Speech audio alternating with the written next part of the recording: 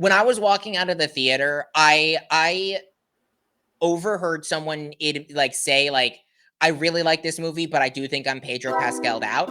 I fully disagree with that person. All right, so another week goes by, and we have some more exciting news to talk about, Brandon. First, some somber news, though. We had two very tragic losses this week for both the music community and the WWE community. First, we lost Rock and Roll Hall of Famer Ozzy Osbourne, frontman for Black Sabbath, and Yeah, only a few weeks obviously after his last performance ever. only a few weeks after his last performance. Brandon, any thoughts about dear old Ozzy? Did you have any sort of connection to Ozzy Osbourne? I'm just curious. Well, so I don't think you can be alive and not feel the influence that Ozzy Osbourne and Black Sabbath have had on not just like the world of music, but just the general pop culture median. I mean, I will say I'm not the biggest metalhead, so I don't have like a direct, like immediate like I love some of their songs like Crazy Train, all-time song right there, things like that. So I know Black Sabbath songs. I've known of Ozzy Osbourne, but it is one of those things where I'm more of an outsider looking in, and I can appreciate the love that the metal community Yeah, had for him, the music community, and obviously I mourn the loss of anyone. Like death is a very unfortunate thing, even though it was kind of sure. unfortunately we could see it coming. I mean, he did not look fantastic at his last show. He suffering from Parkinson's disease, which is a Yeah, devastating disease. yeah.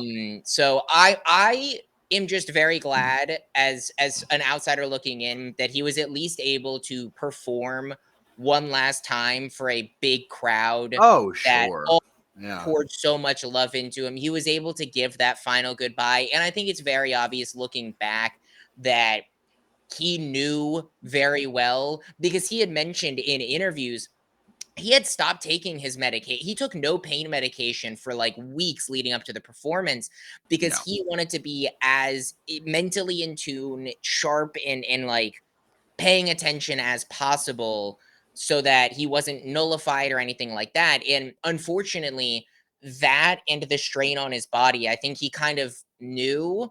But I think it's such a beautiful thing that he was able to share that, even if it wasn't at his prime, having that experience as someone who's been lucky enough to see their favorite performer live right.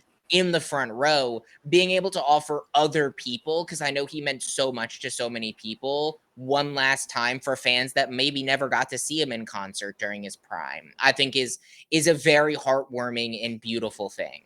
Yeah. No, I look, and I can't sit here and say that I'm the biggest Ozzy Osbourne fan either.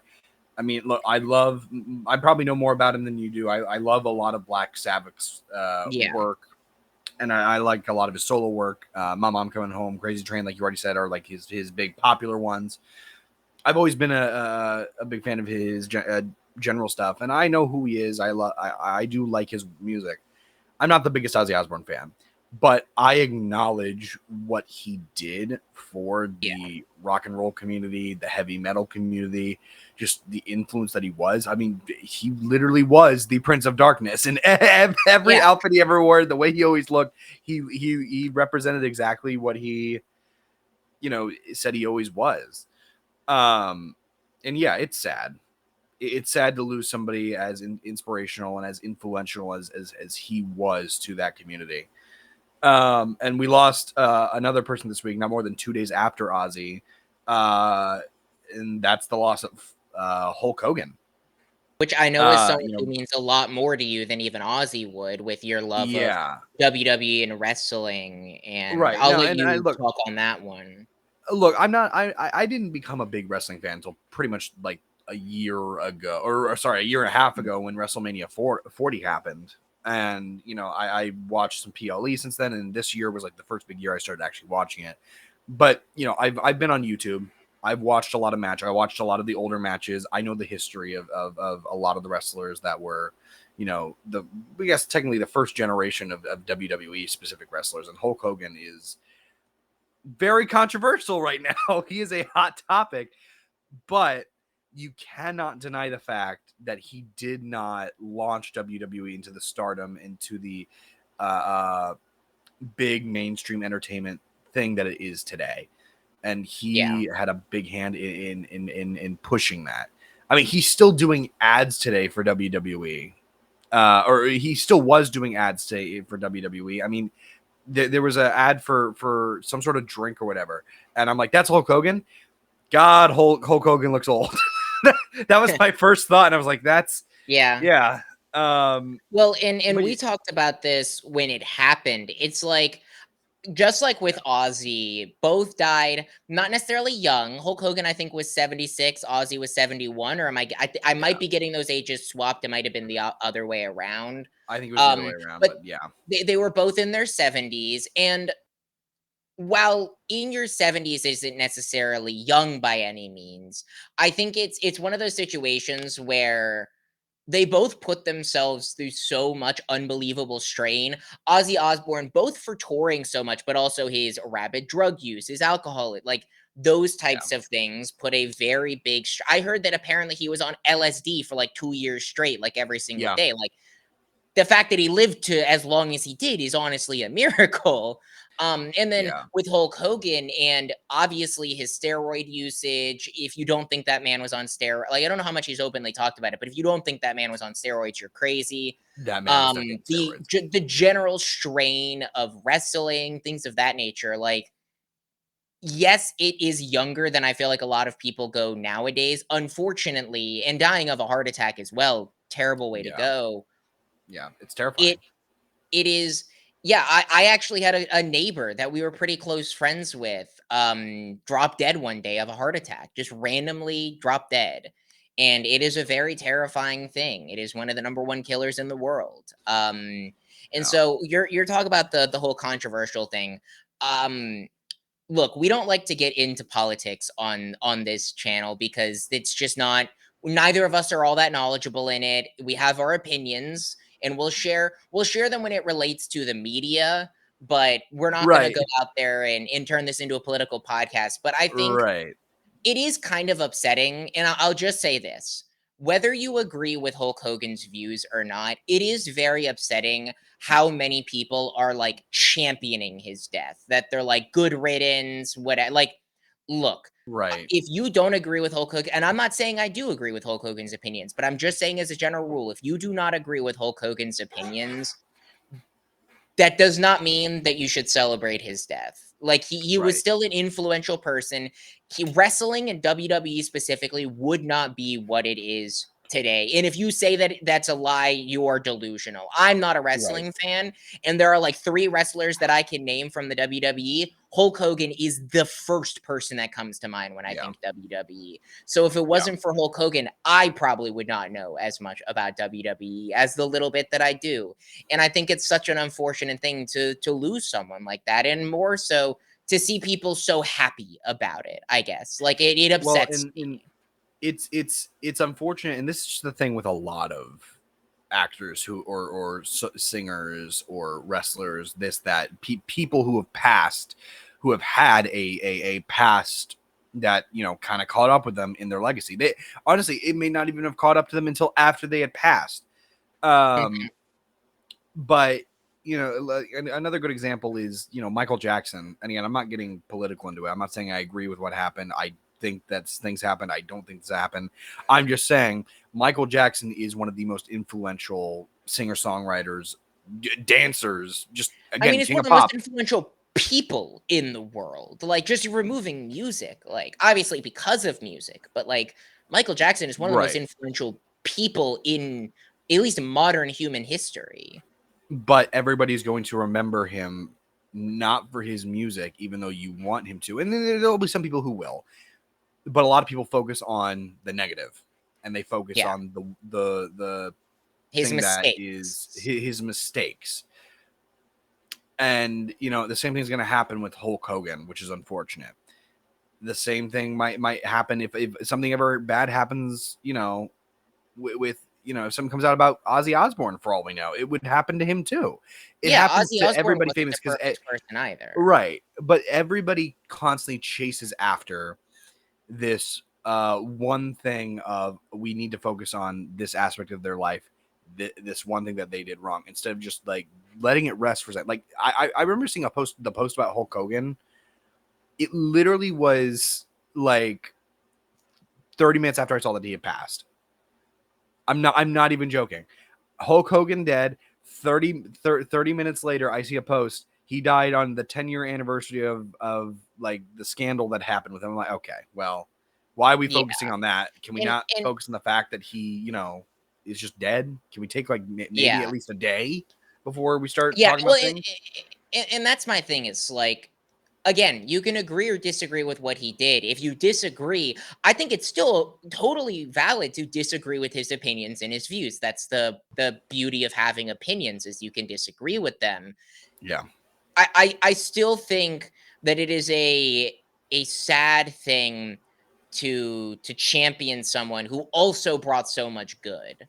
Cuz right. like, again, there are your, and this is probably the most political thing I'll say, but I don't think it really is. There are your people like Osama bin Laden. Osama bin Laden was a very bad man. Yeah, Championing his death, and I'm not saying you should still champion his death. I still think death is a very unfortunate thing. But championing his death, there isn't much good to champion. With Hulk Hogan, there is still good that he has done for the community that you can champion. That even if you disagree with the bad that he did, there is still good that was brought to the world because of him. And I think that's something sure. that people forget. Um, Let's yeah. And look, and rest in peace to both those men. Both very inspirational. One of them potentially being very controversial, yeah. um, but inspirational nonetheless. And they'll be missed within both respective communities. Let's quickly talk about the Fire and Ash trailer. Yeah. Let's switch topics because this is a franchise that has been going on, God, 15 years now, 15 Well, plus yeah, and years this is now. only the third piece of media from that Yeah. property that isn't like an offshoot video game or something like that. All right. Look, I did the math. I will be 32 by the time the last Avatar movie comes out. And that's the only Which, last Avatar movie that's ugh. been announced by James Cameron. Right, right. Let's just quickly talk about this. First off, the trailer sold me instantly. Visuals, as usual, look amazing. James Cameron has a great.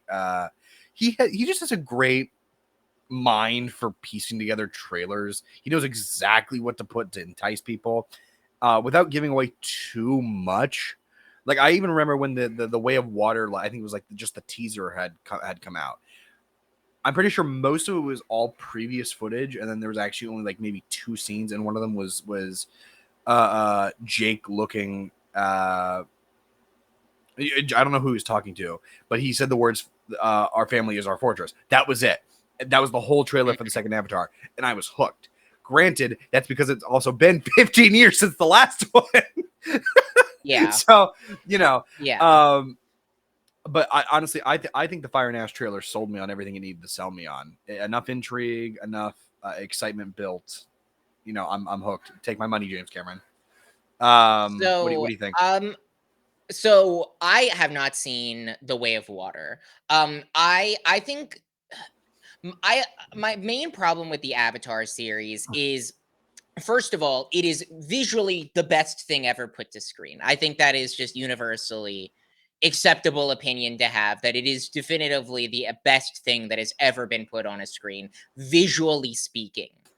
The problem that I have with the Avatar series, and the reason why I didn't even have that big of a want to go see the second one, now I am going to watch it, and because we're gonna review the third one on the podcast. It's just not Right. because we have to. I do want to watch them. I think my Sure. biggest problem is Avatar is such an insanely, unbelievably cool concept. You have the humans coming in and invading. It is a commentary on war and climate change and so many Right. different things. It is, again, one of the most beautifully put together worlds I've ever seen. Again, Right. visually speaking, but also just from a general construction. I mean, mechs versus creatures is so cool that it might not be an original concept, but it is a very cool concept. Sure. I just Yeah. felt like the story that they told with the first Avatar was they went the most generic route. It I was captured by the world. I thought the performances were good. I just did not connect to the story. And I heard that the second Yeah. one doesn't get any better, which is why I didn't rush out to see it. It is going to be upsetting that I'm going to have to watch it on my TV as opposed to in theaters because I know theaters is the best experience. And I am going to watch Fire and Ash in theaters. But the reason why I just don't connect to it is because it seems like they spend all of their time and money building up the coolness of the world and don't really give the plot all that much care. And for me, Yeah. that Yeah. just doesn't work for me as much as I would want it to for something that I feel like is so hyped up. Look, there's a thing with this franchise, and I have a love-hate relationship with it. I've never once called this franchise a perfect franchise. I don't think it's a perfect franchise. I might get shot by one of our friends for saying that, just being completely honest, because my this is one of my close friends' like favorite franchises. And I'm still not gonna say it's bad. It is really good, and I could watch this any given day, any given time. I will still say this is the best visuals of any franchise put to Yeah. screen ever. Like visually and concept wise, it's very, very beautiful to look at. Writing wise, I will also say it is very, very well written.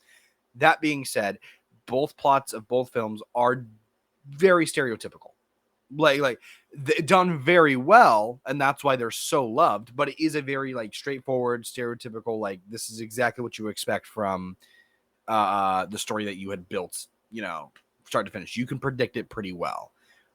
Again, I don't hate it, but I understand that it's not the most original thing in the world. Yeah. And Well, I don't know, Fire and Ash has the chance to break out of that, and that's also why I'm like super excited, because I don't know what's gonna happen with this film. Based on where the last one mm, ended, I really don't know where this film's going to end. In all honesty, Way of Water actually had one moment in it in which I was like, okay, that kind of shocked me. I didn't expect that to happen, which feeds into this movie, which is like, okay, maybe they're doing something more original. Where are you going with this, James Cameron? Tell me, you know? yeah.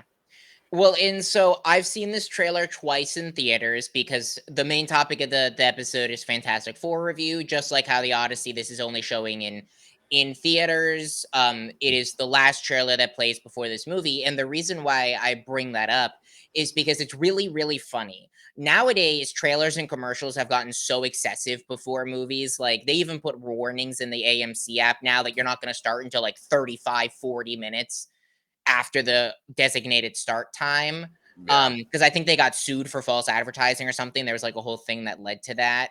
But so I've seen this trailer twice in theaters, and I'm sitting there both times a packed audience, and you think they have the AMC thing that is the last thing that typically plays before you kick into a movie. And Yeah. then before when they would typically kick into that movie, they have the trailer MPA approved green screen pull down. Yeah. Both times, the entire audience audibly groaned in frustration. When that green screen popped up, there was some like I even groaned. I whispered under my breath, are you fucking kidding me? Yeah. Because I did not know that this was in apparently the entire audience also didn't know that it was going to lead into the Avatar trailer. Now, the first time that the trailer started, there was actually quite a bit of fan service from the audience that seemed pretty hype about it. I was Sure. not one of them, but the general audience seemed to be pretty hype on it. The second time, I don't think anyone cared. I think there was one dude like 3 rows in front of me that cared. I think everyone else was kind of like, no, we okay, cool. We understand why you're doing this now. Get us to the Fantastic Four movie. please, So please put us into the movie. I'm done watching yeah, trailers. I've watched them for the past like 30 so minutes. I think it's just interesting of like it doesn't even seem like the general, at least the audience near me, is even all that invested into this. Like Sure. at least there, I guess there might be maybe there just isn't correlation between Marvel and Avatar, but yeah, I just wanted I look. to throw that out there because it was very funny to watch the entire audience go, oh, Oh and God. then some people go, yay, when they realize it was Avatar, and some other people, including myself, going, oh, and just groaning more. Oh my God. No, it's I don't know. It's just it's funny to me.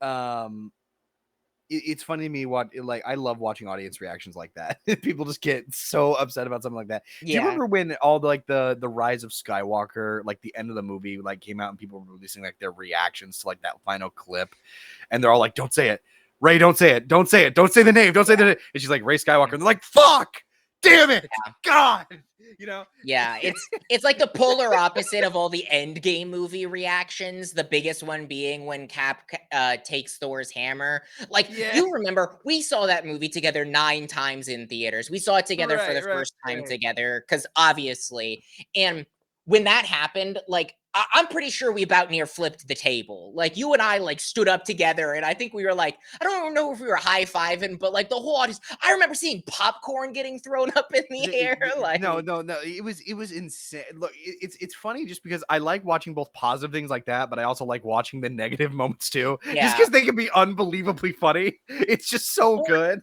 or like the most recent example, which happened earlier this year, which is honestly hard to believe that it even happened this year, was the Minecraft movie. And the Yeah. for some of us, the more there were the groans, but then for others, there was the big fan service pop offs. Right. So Yeah. No. No, I get you. It's just a lot of fun to watch audiences, go crazy in a theater. Um, but with that being said, enough talk about Avatar. Let's move on to Brandon's most anticipated movie of the year. yes, Ladies and yes. gentlemen, boys and girls, welcome back to the Nerdy Nimrods podcast, the only podcast in the world where your two favorite Nimrods talk all things nerdy. I am one of your hosts this evening, Carson, aka Juggernaut, here with my forever co-host. Brandon, aka Parrotfish. And today we are talking about Fantastic Four, the first steps. Before we get into this, spoilers for everything we talk about. Yes. Everything, and there are some Thank major you for things. remembering. Even though this is definitely more of an original work compared to the other MCU films of recent times, there are some things to spoil. So if you don't want Yes. to, get spoiled anything, go watch the movie, then come back and watch us. Or if you really don't care, welcome in. It's probably really stupid though. But welcome Yeah. into the review. Brandon, how we doing, bud? How we feeling? Uh, I'm good. Obviously, as you mentioned before we started recording, this is the first time I have been clean shaven in over 2 years. Um, I regret my decision. It was a rash 2 a.m. decision. So it'll probably come back very quickly. But other than that, I'm good. I am so unbelievably excited to talk about this movie. Again, as Carson mentioned, this is my most anticipated movie of the year. There is a Right. reason this is my most anticipated movie of the year, and I'll get into that when we get into my actual thoughts and review. But one All thing I right. did want to mention, and I wasn't sure when I'd mention it, but I'll just mention it here. This is the first time that we're reviewing something that I have not watched a single full review beforehand. Yeah. I realized like this movie meant so much to me and in how excited I was for it. Um that I was like, I don't want. Now, granted, I do know the general sentiment around this movie. Unfortunately, being as chronically online as, at least in the nerd sphere that I am, I do understand the general sentiment. But as in terms of like actual reviews or people's thoughts, I don't know that. So everything that I say is going to be my own. Granted, I always make sure that even if I watched other reviews, my thoughts are still my own. I don't want people to get that misconstrued. But now Um, it's really gonna be your but own. but now it's like I wanted to make sure that I go into this as fresh as possible. We have both seen this movie twice. We're recording this on Yes. Saturday. So I saw it Thursday and Friday. Carson also saw it on Thursday and Friday. I'm seeing it again tomorrow with a friend for his first time. I'm debating on watching it today just to make it the 4 for Fantastic Four, but we'll see how I I will feel. be. Thank you. Yeah, I I'll be assume. getting I that assume. for. Um, but yeah, I'm so hyped for this. How are you doing though? I need to temper my excitement for now. How are you doing? Extremely long week. But Fan Four Stick was the Fan Four Stick. Did I just say Fan Four Stick? Oh no. You did. This we Oh did god. not watch Oh Fan no. Four Stick. Oh god. Also, Oh no.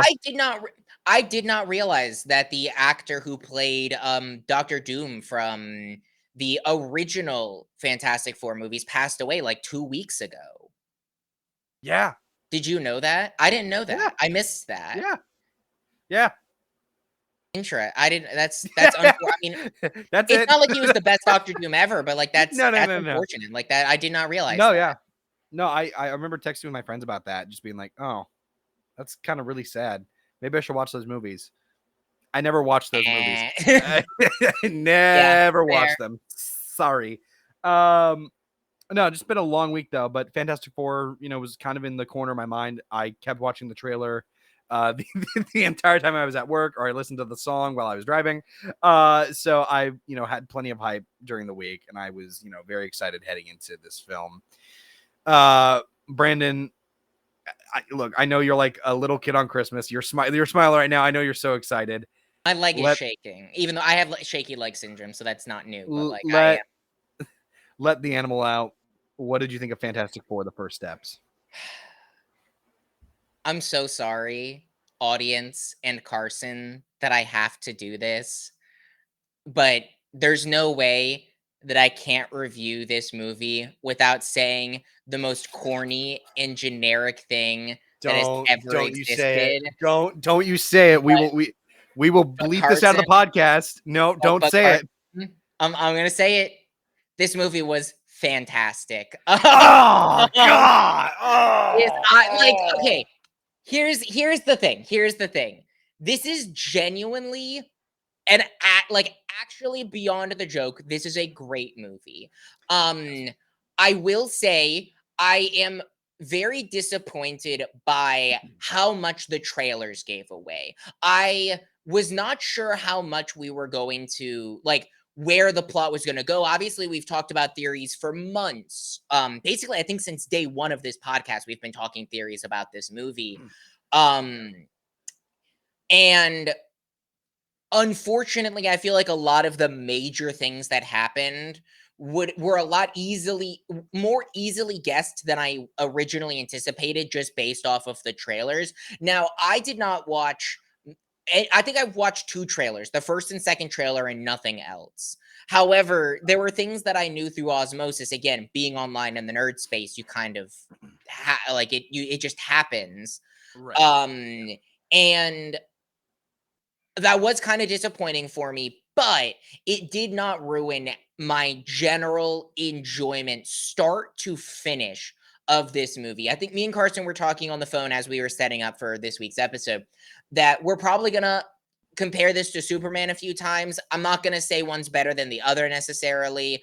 That I just don't like those types of debates because it's all about subjective, it's all about your personal opinion. But there is a Sure. surprising amount of direct like correlation, I guess, between these 2 movies and the way that the story is told and how like things of that nature. I mean, one of the biggest being how they start out. They both start out with an exposition dump. I think one thing I will say, Fantastic Four does their exposition dump so much better than Superman does. I know a lot of people liked the Star Wars crawl of Superman. I was not all that high on it. This actually gives you a basically a clip show, but does it in a way that I thought was fantastic. I'm gonna use that word a lot. I'm sorry. I Ah. think if you want an example of how to write a female character and make them feel genuinely amazing, I think that Sue Storm is a apps like she was my standout of this whole movie, and I think it's obvious that with given the role she plays in the plot that like yes she is going to be a very standout character, but they wrote her in such a girl boss way without feeling like I feel like a lot of movies will force that upon you. This felt so natural because they also let all of the Fantastic Four shine pretty evenly. Like all of them got just as Yes. much development as the other. And that was one of my admitted, I don't know if I talked about that, but that was one of my worries. I think that's one of the problems that you face with some of the other Fantastic Four movies is when you have 4 characters that you have to tell their story, it can be very difficult in Right. barely 2 hours to make sure they all feel developed and like you care about them. I feel that for all of these fantastic. I mean, they were so well acted. Their story beats hit so well. I will say there were quite a few moments in the effects that I was pretty disappointed in. There was one moment in particular, and I'm not going to mention it now. That was I know. atrocious. I There were I 2 know. things. there were two things that were actually took me out of the movie bad. And It I was don't so like funny. seeing that. It was so bad, like comedically and annoyingly bad. We'll talk about that when we get there. Yeah.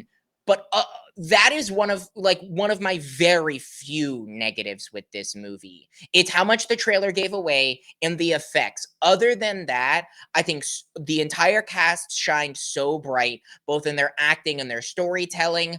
I think that it did such a good job of being standalone, while also obviously, and we'll talk about this later, this was Carson, I'll just go ahead and say it now. I knew that Doctor Doom was in the post-credit scene. I had that spoiled for me. I think Sure. anyone could have guessed it. It was a little upsetting that I knew because the entire audience both times popped off so much for it.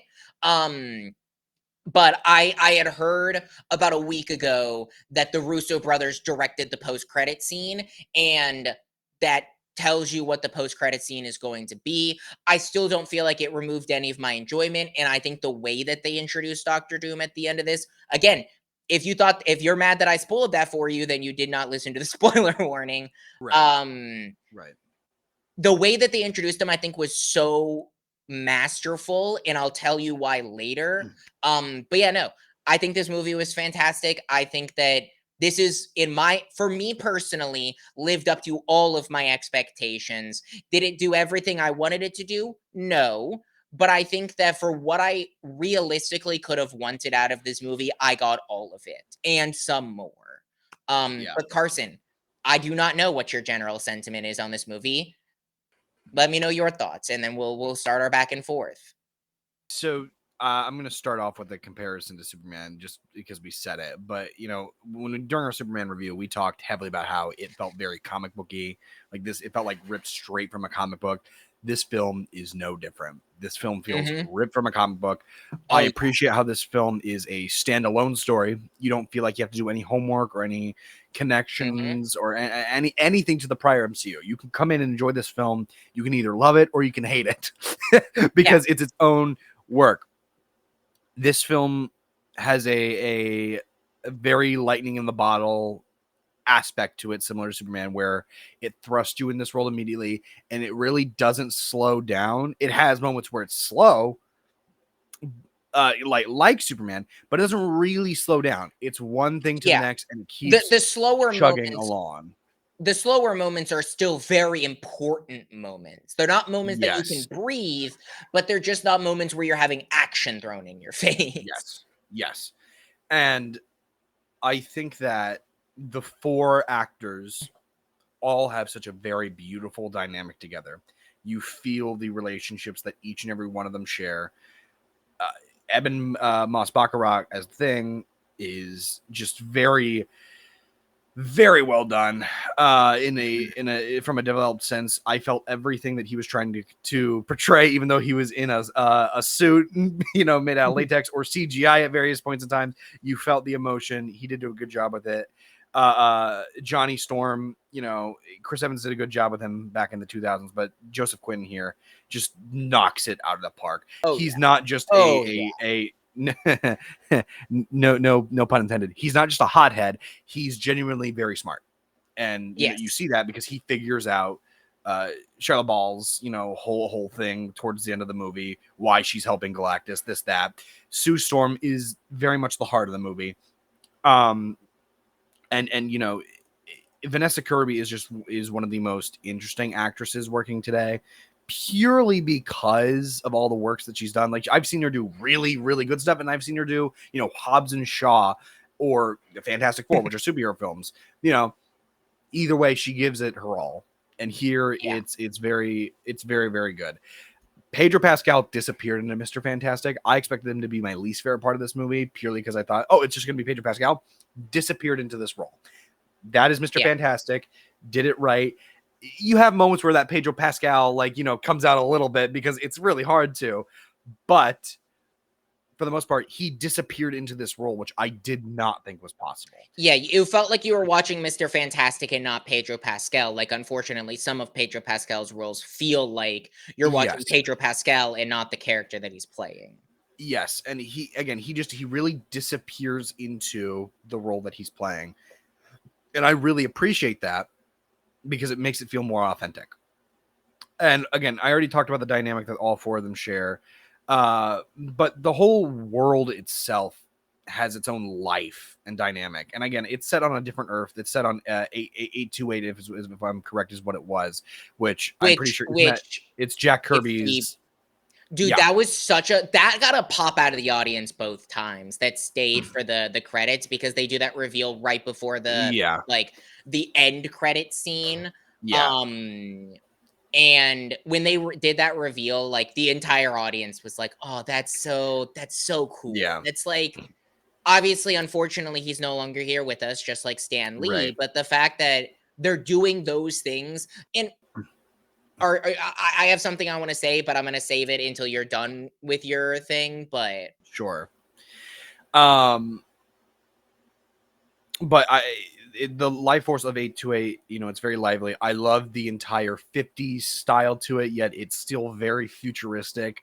It really mhm. does, it just brings this world to life in a way that I don't feel like an MCU movie has done in a long, long time. And I loved what they did with Galactus. He wasn't a cloud this time. He was an actual being. Yes, Galactus was terrifying. He had a motive.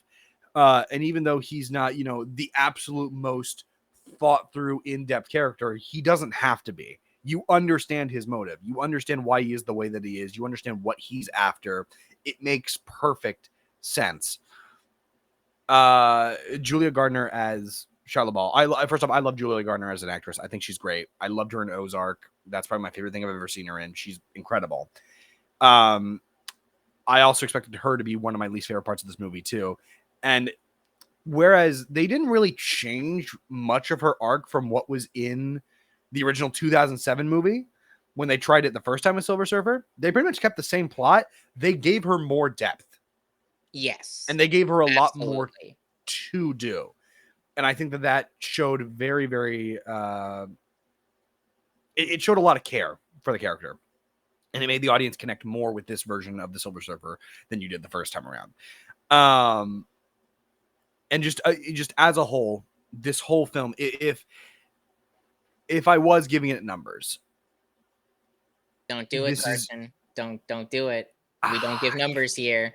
I can't not do. It's fine. I won't give That's a what number. letterbox is for. If you want to rate something, put it on your letterbox. But I'm very high on this film. Yeah. Do I think that it is the greatest superhero film ever? No. Do I think that this is probably within at least my top 10 MCU Marvel films? Yeah, I think it Yeah. is. I Honestly. think it is a very, very quick paced, fun movie. And again, my only complaints with this film is that similar to Superman, is I wish it was slightly longer. I wish they Yeah. were I know. Yes. I wish it was slightly longer so that we could have had more moments. But with how well they did, I can't be super upset about it. And that's like a minor complaint whenever your film is actually really, really good. The one complaint that I have, and I think I know which complaint you're talking about because you talked about some CGI moments. Can we talk about that baby for a second? Oh my god, dude, that baby. This before Can we I'm talk about the I'm baby? just gonna say I am so unbelievably grateful that they very quickly switched over to a real baby. Um, Yeah. because that CGI baby, specifically, look, when he was just born, it actually didn't look atrociously bad. Like it wasn't the worst thing I'd ever seen on a screen. When they're talking about how they're gonna stop, like save Galactus, and Ben Grimm is holding him on the sofa, I wanted to Yep. vomit. Like he looked unbelievably bad, like irreparably bad. It actually when you said it took you out of the movie, like I finally, because Ben was holding the baby, I realized how like Ben was kind of placed in the scene. I'm like, but he's wearing a practical suit. How could you screw it up? How Yeah, could you so mess that bad? that's actually so there's one other scene that I immediately picked out as being really bad. And that was when Ben Grimm is in the alleyway at nighttime.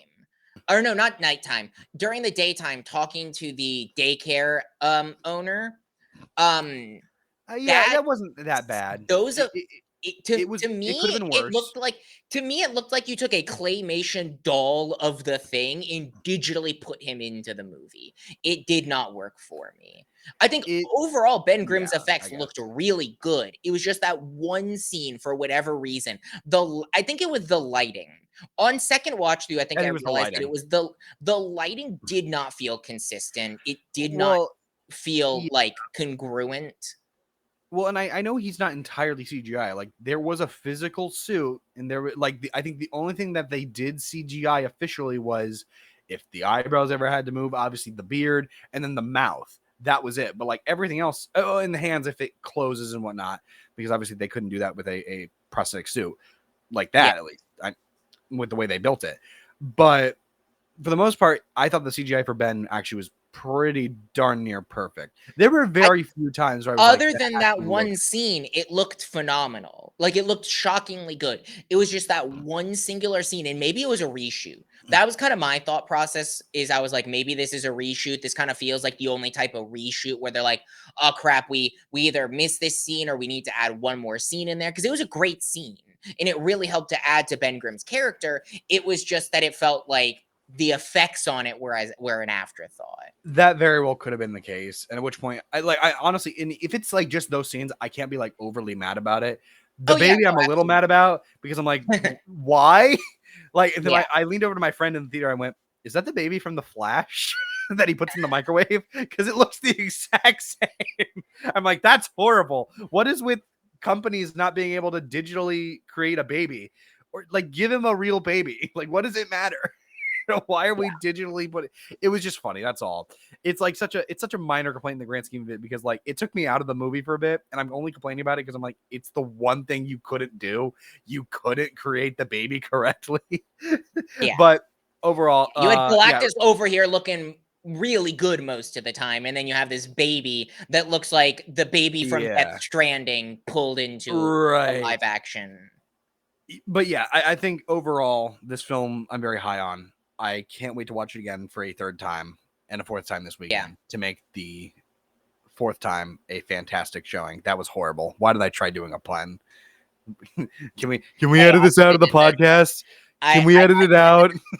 I did it at the start, so I can't fault you. But are you ready to get into our back and forth, like, actual discussion? Yeah, let's start this off. Let's do it. So I think for me, and I was debating on whether or not I wanted to save this for my closeout or not, but I'm not. I want to. It's one thing that I wish I said in my opening, and you kind of touched on, is when you had mentioned the 828 being Jack Kirby's birthday. Obviously, creator of the Fantastic Four, on par with Stan Lee for the influence he's had on Marvel and superheroes in general. I think that moment kind of encapsulates one of my biggest like reasons why I think this movie was as good as it was. And that's because the people who made this movie genuinely cared. Like, you don't Yeah, make the world 828 Jack Kirby's birthday if you don't care about the source material and you don't care about the movie that you're making. And yeah, that's one of the biggest things that I felt, is they cared so much. And not just the actors, but the writers, the directors, the set designers, the graphic designers. Like, it felt like people genuinely poured their heart and soul and actual care into this movie and produced a product that, one of the biggest reasons that I think Black Widow doesn't work so much is because you can tell that not a single person in that movie cares at all. Most of them are just there for paychecks. The acting is some of them give a good performance, but most of it's so. The sure. biggest example of people not caring is the absolute brutalization of one of the coolest villains in Marvel, Taskmaster. Yep. It is such an evidence that they don't care whatsoever. This movie, I feel like, is the polar opposite of it. You talked about how this felt like a comic book movie. Yes, this was ripped straight out of a comic book. Like, not like beat for beat, scene for scene style, but like, for instance, do you remember when they were fighting that green monster that came out of the ground at the beginning? Yeah, That right Giganto. there, that yeah, Giganto, thank you. that shot right there is the first ever Fantastic Four cover. The issue 1 introduction of Yeah. Fantastic Four is them fighting Giganto coming out of the ground that way. They Yeah. have homages to so many different villains. They do what I think Superman tried to do and did really well, but I think this movie did better. And I said we weren't going to compare a bot, but it's hard not to, of throwing you into an established world and in making it feel established to where you don't care that you haven't been here from the start, because Iron Man is the first superhero other than Captain America, whatever. But there's reasons why you don't think of him as being the first, because not only do you start with Iron Man, but also he's frozen for so long. With this Sure. universe, these are essentially the first and seemingly only superheroes in this world. Yeah.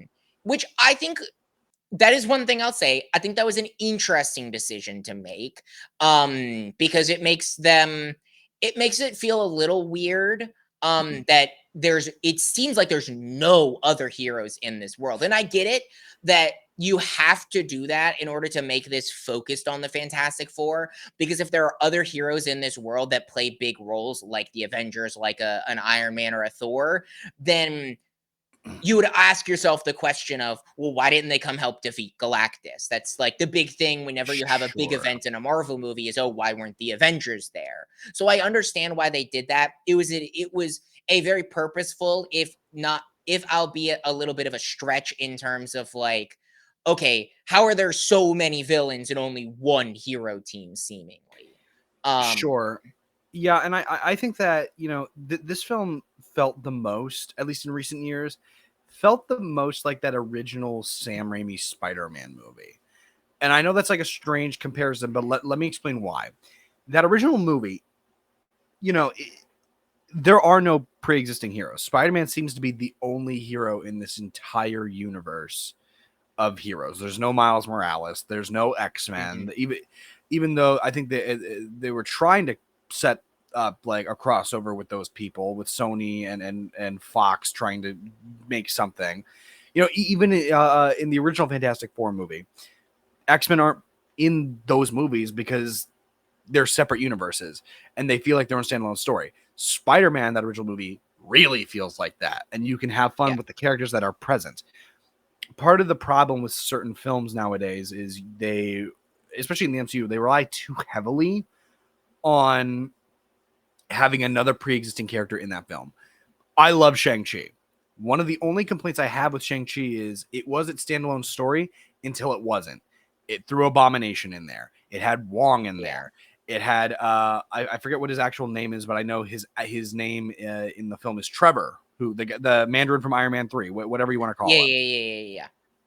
He's in it. And again, it's not bad, but you also have to kind of rely on the knowledge of, oh, that's who that is. Yeah, I know who that is. Here, you don't have to have that. Even with the Doctor Doom cameo at the end, because first off, that's not RDJ. Can we just agree right now that that's not RDJ? Okay. Do you that wanna that talk is about this somebody now? else. Because I have so many thoughts on that. I was No, gonna no, no, save no, that for no, the no. end. We'll we'll Okay. we'll we'll Okay. we'll talk about that later. But even that like whole cameo, it's not built on anything previous because we haven't seen Doctor Doom at all within Yeah. the MCU. So it Correct. still feels like this own self-contained thing. And that again, that's I can't praise this movie enough for having a standalone story because it just works so well with that. You Oh, could yeah. do so much Absolutely. more because your world doesn't affect anything else that's in the grander MCU. The only thing we know is that eventually they're going to have to come to the 616 universe. We know eventually they're going to have to transfer over to that universe. And I think now that we know with that post-credit scene, we know how they're going to. Again, we'll get into that later. Yeah. But the story itself is able to breathe and you can have more creativity and more fun with it. There's not really that many restrictions on how you should do it. Another good example of where Marvel kind of fell short with that was Thor 4. I don't get me wrong, there are some funny jokes in Thor 4, and I love Thor Ragnarok. Thor 4 really was a massive swing and a miss in a lot of ways, purely because they pulled from a lot of things they shouldn't have, and it felt like you had to do a lot of homework to watch that film specifically. Mhm. Throwing in Jane back in, people aren't going to know the connection you have with Jane unless you watch the previous movies. You're not going to understand any of that. Throwing in is for the post credit scene, throwing in Heimdall, and like, okay, people don't know who Heimdall is. That's kind of on them, but you're not going to get the whole Valhalla scene if that's a thing. Lady Sith is in one scene in Thor: Love and Thunder, and you don't know who that is. You don't care why Thor's saving her if you haven't seen those previous movies. I'm not saying you can't have interconnectedness. You can, especially in the fourth Thor movie. That's going to happen, but your film needs to start off in this own standalone way. I think by setting in a different universe really gave them a better opportunity to have a more successful launch pad. Yeah, well, and I think the other thing, and again, it goes back to them being the only heroes in this universe, is you don't have to have the Superman problem, in the sense of one of the major complaints that I felt like people had. And one of my biggest worries going into that movie is you have too much to balance. You have the Justice Gang, you have all these other heroes in this world. This movie, it's just the Fantastic Four. And they do such a good job of establishing them. So this is the same director that did one of the other best Marvel properties in Marvel history, WandaVision. And you can feel that. And I think that that was the perfect, absolute perfect choice to make for the story that they decided. And honestly, I'm very glad that they went with story, because you can feel the WandaVision influences immediately. I mean, they start you off with the newscast broadcast of the history of the Fantastic Four, and they have this whole thing to kind of justify it, of being like, oh, it's the 4th anniversary of the Fantastic Four, like this is why we're talking about this. And you get the entire like history of, and I love that they showed it. It wasn't a like, some, I prefer to be shown things, and I love that they showed it. They had so many good Easter eggs. The guy next to me on the second watch through, very clearly a comic book fan. He was popping. They drop a name, that dude would be like, oh, that's so dope. Like, oh, the puppet man. Oh wow, like that. He like Yeah. things like that. Yeah. Which, like, I mean, I also popped off, because like I knew all those things. But having that be the introduction, and then throwing you into the story more in depth. I think, again, one of my biggest complaints with the trailer is, technically the first scene in the movie is finding out that Sue is pregnant. And I had already mentioned that I wish that we didn't know that going into this. Obviously, Yeah. Franklin plays a significant role in this movie. He plays a much bigger role in this movie than I could have anticipated. I am Yeah. very happy that they started out by saying Franklin is this god being, because part of me was afraid that they were going to underplay how Franklin is a god. Like, Franklin is Yes. definitively one of, and when I mean one of, I'm not talking about like, oh, Thor's really, no. I'm talking, he is more powerful than Galactus. He is more powerful than, he is on an Eternals or more level of power Right. in Marvel Comics. He literally can rewrite and remove and create realities for funsies. That is how Right. unbelievably powerful he is. And I'm Right. glad that they played into that. Right. As long as we're talking about Franklin, I do like how they're keeping his whole power set kind of a mystery, Yeah, especially you only leading see him into use it Avengers. once. You only see him use it once, and it's to bring Sue back. I like that they're kind of keeping his power set a mystery, because it's going to add, like, okay, if you're not a fan of the comics or you've never read the comics, you're not going to know that Franklin Richards is an Omega level mutant. You're not going to know that he literally Mhm. can like say something and rewrite the entirety of reality Yep. as it is. Which again is probably why Doctor Doom wants him. He wants to be able to create the Oh yeah, I have reality so in his many. own way. I have so many thoughts on that when we Again, get to well, that, but stay tuned. We'll get to that. That's probably going to be a yeah, really long totally. discussion. But keeping his power set, hidden, especially in the majority of this movie until the end, really adds suspense of why does Galactus wants this child? Also, why is Reed not able to figure out what his child's able to do? Why has he not been able to figure out what he's been able to do? And you Why have is that whole Galactus line in there the of, only one able to? Right.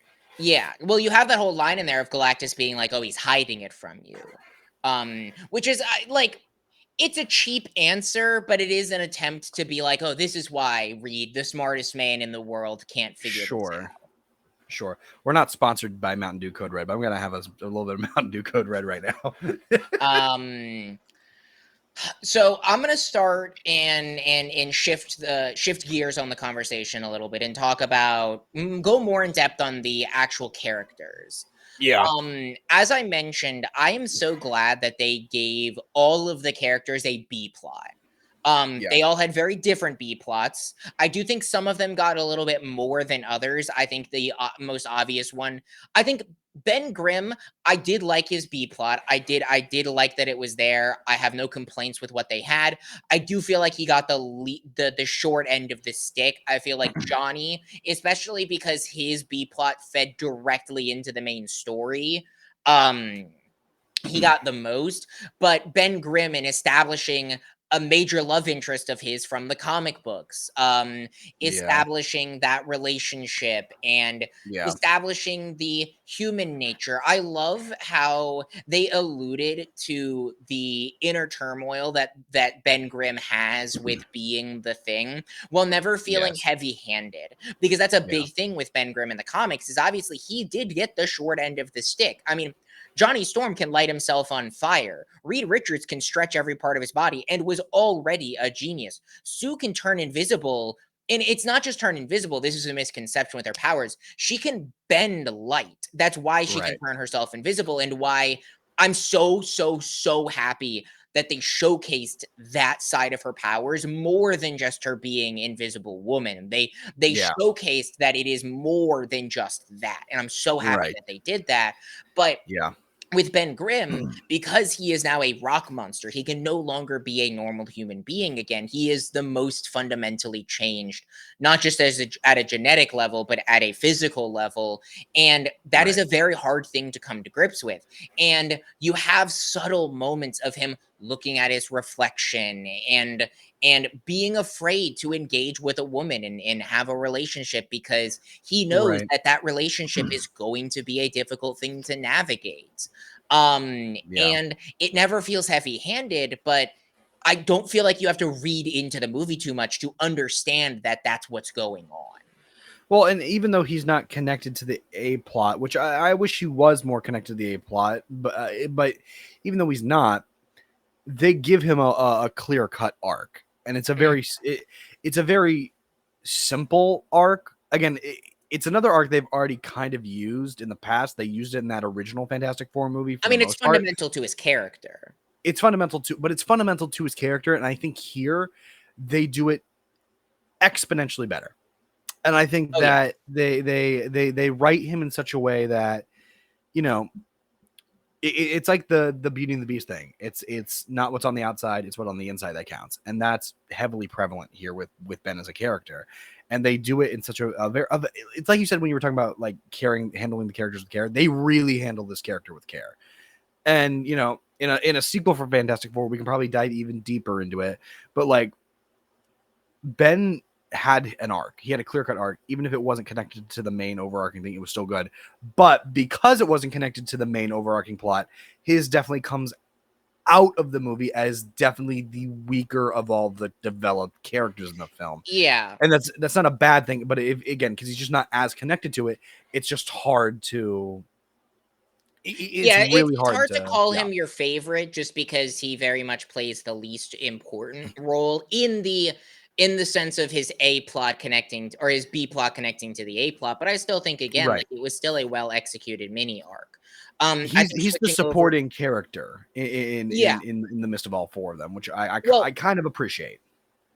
yeah, I was going to switch over, but to continue to talk about Ben Grimm, I love his dynamic with Johnny. I think all the cast had immaculate chemistry with each other. I think you Right. could notice that through the press tour if you watched any of that. But I think that it shows Right. so well on screen. I believed every single second of every moment that they spoke to each other, the relationship Yeah. dynamics, things like that. I ate up every single second of Ben and Johnny interacting with each other, the fist bumps, the poking fun at each other, the Right. bantering. Every single moment of that worked so well for me. I think Right. that like just his general like attitude in his mindset on the current circumstances works so well for me as Ben Grimm. Now, switching over to Johnny Storm, because I want to save Sue and Reed for the end, because obviously Yeah. there is no most important Fantastic Four. However, Reed is the leader, so we'll save him and his wife for the end. But Johnny, going into this movie, I heard a lot of people, Coy being one of them, our Lord and Savior. All hail Supreme Leader Koi Jandro. Yes, yes.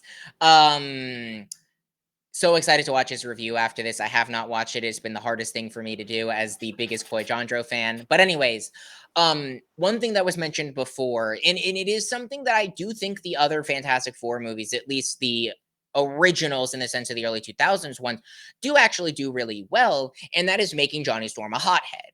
Obviously, he can catch on fire, but he's also a ladies' man. He's kind of chaotic. He's a hard ass, but he also is very smart. Reed mentions at the beginning that the reason he picked these people is because they are some of the smartest minds that he knows and in the world in general. And I think that's something that can be overlooked, is that Johnny is an intelligent character. He just still has that hot-headed nature to him.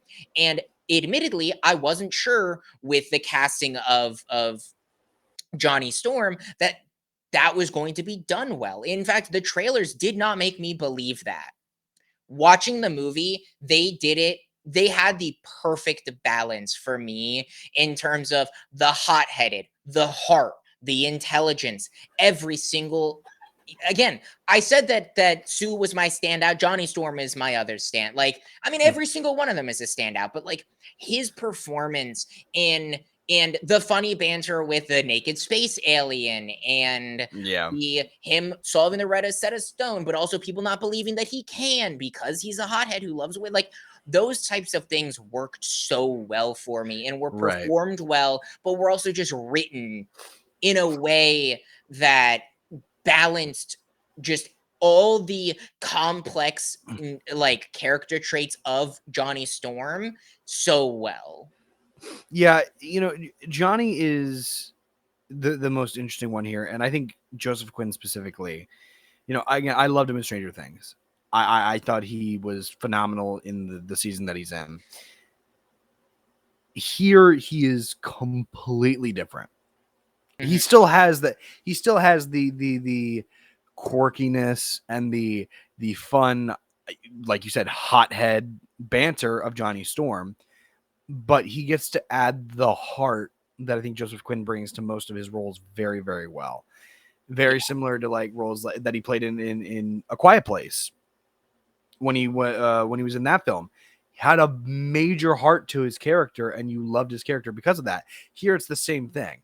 And again, I like, yes, it's Joseph Quinn bringing it to life. The writers really did write him in such a way that he was allowed to do that. He's not just there Yes. for comic relief. He's not just there to make a fool of himself, or he's not just there to hit on women the entire time. Even though he does all three of those things, Yes. he has a heart to him, and especially towards the end. Let's talk about the final scene that he has with Shia LaBeouf, where she's coming for Franklin, whatever, and he stops her, but he stops her in the most intelligent way. Reed didn't figure this out. Sue didn't figure this out. Ben didn't figure this out. Yeah. Johnny did, and he does so in a heartfelt manner. Hey, these messages are from the planets that you helped Galactus destroy. This one is from your home planet, with all the thank yous for making the sacrifice that you made. Yeah, it felt like he solved it in a way that only Johnny Storm, at least this version of Only Johnny Storm, could right. solve. Reed Richards is over there solving the Galactus problem, but there is still the problem that I'm not saying he's overlooking, but it is still a very big problem of being the Silver Surfer. Which one thing that I found interesting, I don't think they said Silver Surfer at all. I don't No, think in both times watching the movie they ever mention that. Obviously, they talk about the surfboard. Is that a part of your body? Very funny joke. right. But moments like that, I don't think they mentioned. But yeah, that Johnny Storm solved that problem, but he did it in a way that only Johnny Storm could solve. because Right. you have to come at that from an empathetic level. And I'm not saying that Reed can't be empathetic, but I think a big part of this version of Reed Richards is the fact that he thinks horrible things so that other people don't have to think those horrible things. He's worried about those. Johnny can come in here and be like, "Hey, I have empathy for you. I want to help you. I want to connect with you while also still like saving my world." Which is why he literally says to Shia LaBeouf as she's, freaking out at whatnot, like, listen, I'm willing to make the sacrifice. Take me instead.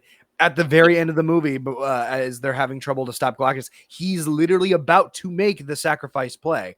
And I love the yeah, parallel and the callback because obviously at the end of that, Shia LaBeouf comes in, knocks him out of the way, and she does it instead as just a very heartfelt moment of she now understands what he's saying and she completely gets it. hmm, They all worked together. They stopped him, but Johnny was ready to make that sacrifice play, which allows Johnny to open up as a character more than he ever had.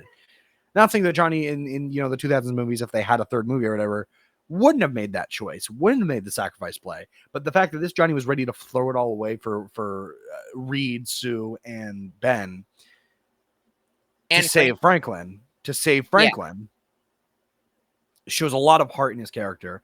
And Joseph Quinn masterfully did that so well, and he portrayed him so well.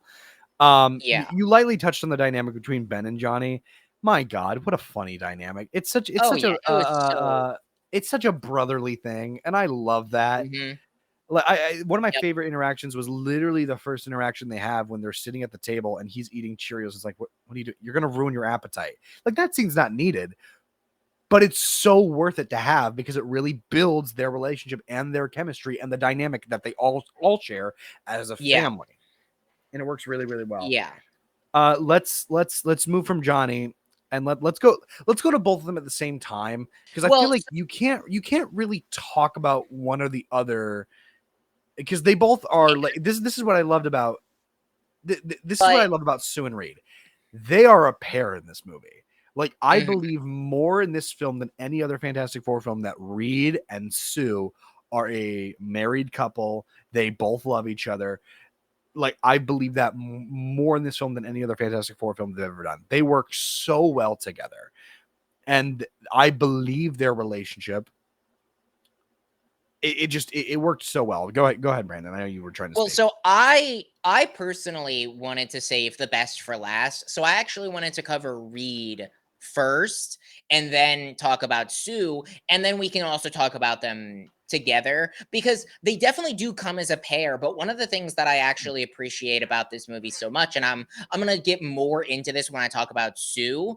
Um, but just lightly touching on it and why I want to separate them personally is because they are a pair. I mean, they are Yeah. in a relationship. They are husband and wife, but they also still let each of those two characters have their own story beats, their own character growth, their own arcs, and they are tied together, but they still feel like two characters living in a world because I think that's a difficult thing to balance for some writers is having characters that are in a relationship that are essentially a duo but still Right. allowing them to be an individual. And I think with Reed and Sue, I felt that so much in the sense of both their relationship and their dynamic together, but also their individuality and their ability to be on their own. Right. um and with Reed specifically, just touching on Reed, man, Pedro Pascal killed it. Like, look, when I was walking out of the theater, I overheard someone like say like, I really like this movie, but I do think I'm Pedro Pascal'd out. I fully disagree with that person. We talked about this either last week or 2 weeks ago. 2 weeks And ago, I think. Yeah. here's the thing. The reason why I say that is because of what Carson brought up at the beginning, in the sense of at no point in this movie did I feel like I was watching Pedro Pascal. I felt like I was watching Mr. Fantastic. Like, Yeah. from a looks perspective, I think is the only thing that definitely was a little bit of a like I do admit I liked John Krasinski's look as Mr. Fantastic more than I like Pedro Pascal's look, but I think from a mannerisms perspective, from a character perspective, from a emotional perspective, he channeled all of that perfectly. He channeled the autism, he channeled the anxiety, he channeled the like just the heart of Mr. Fantastic so well.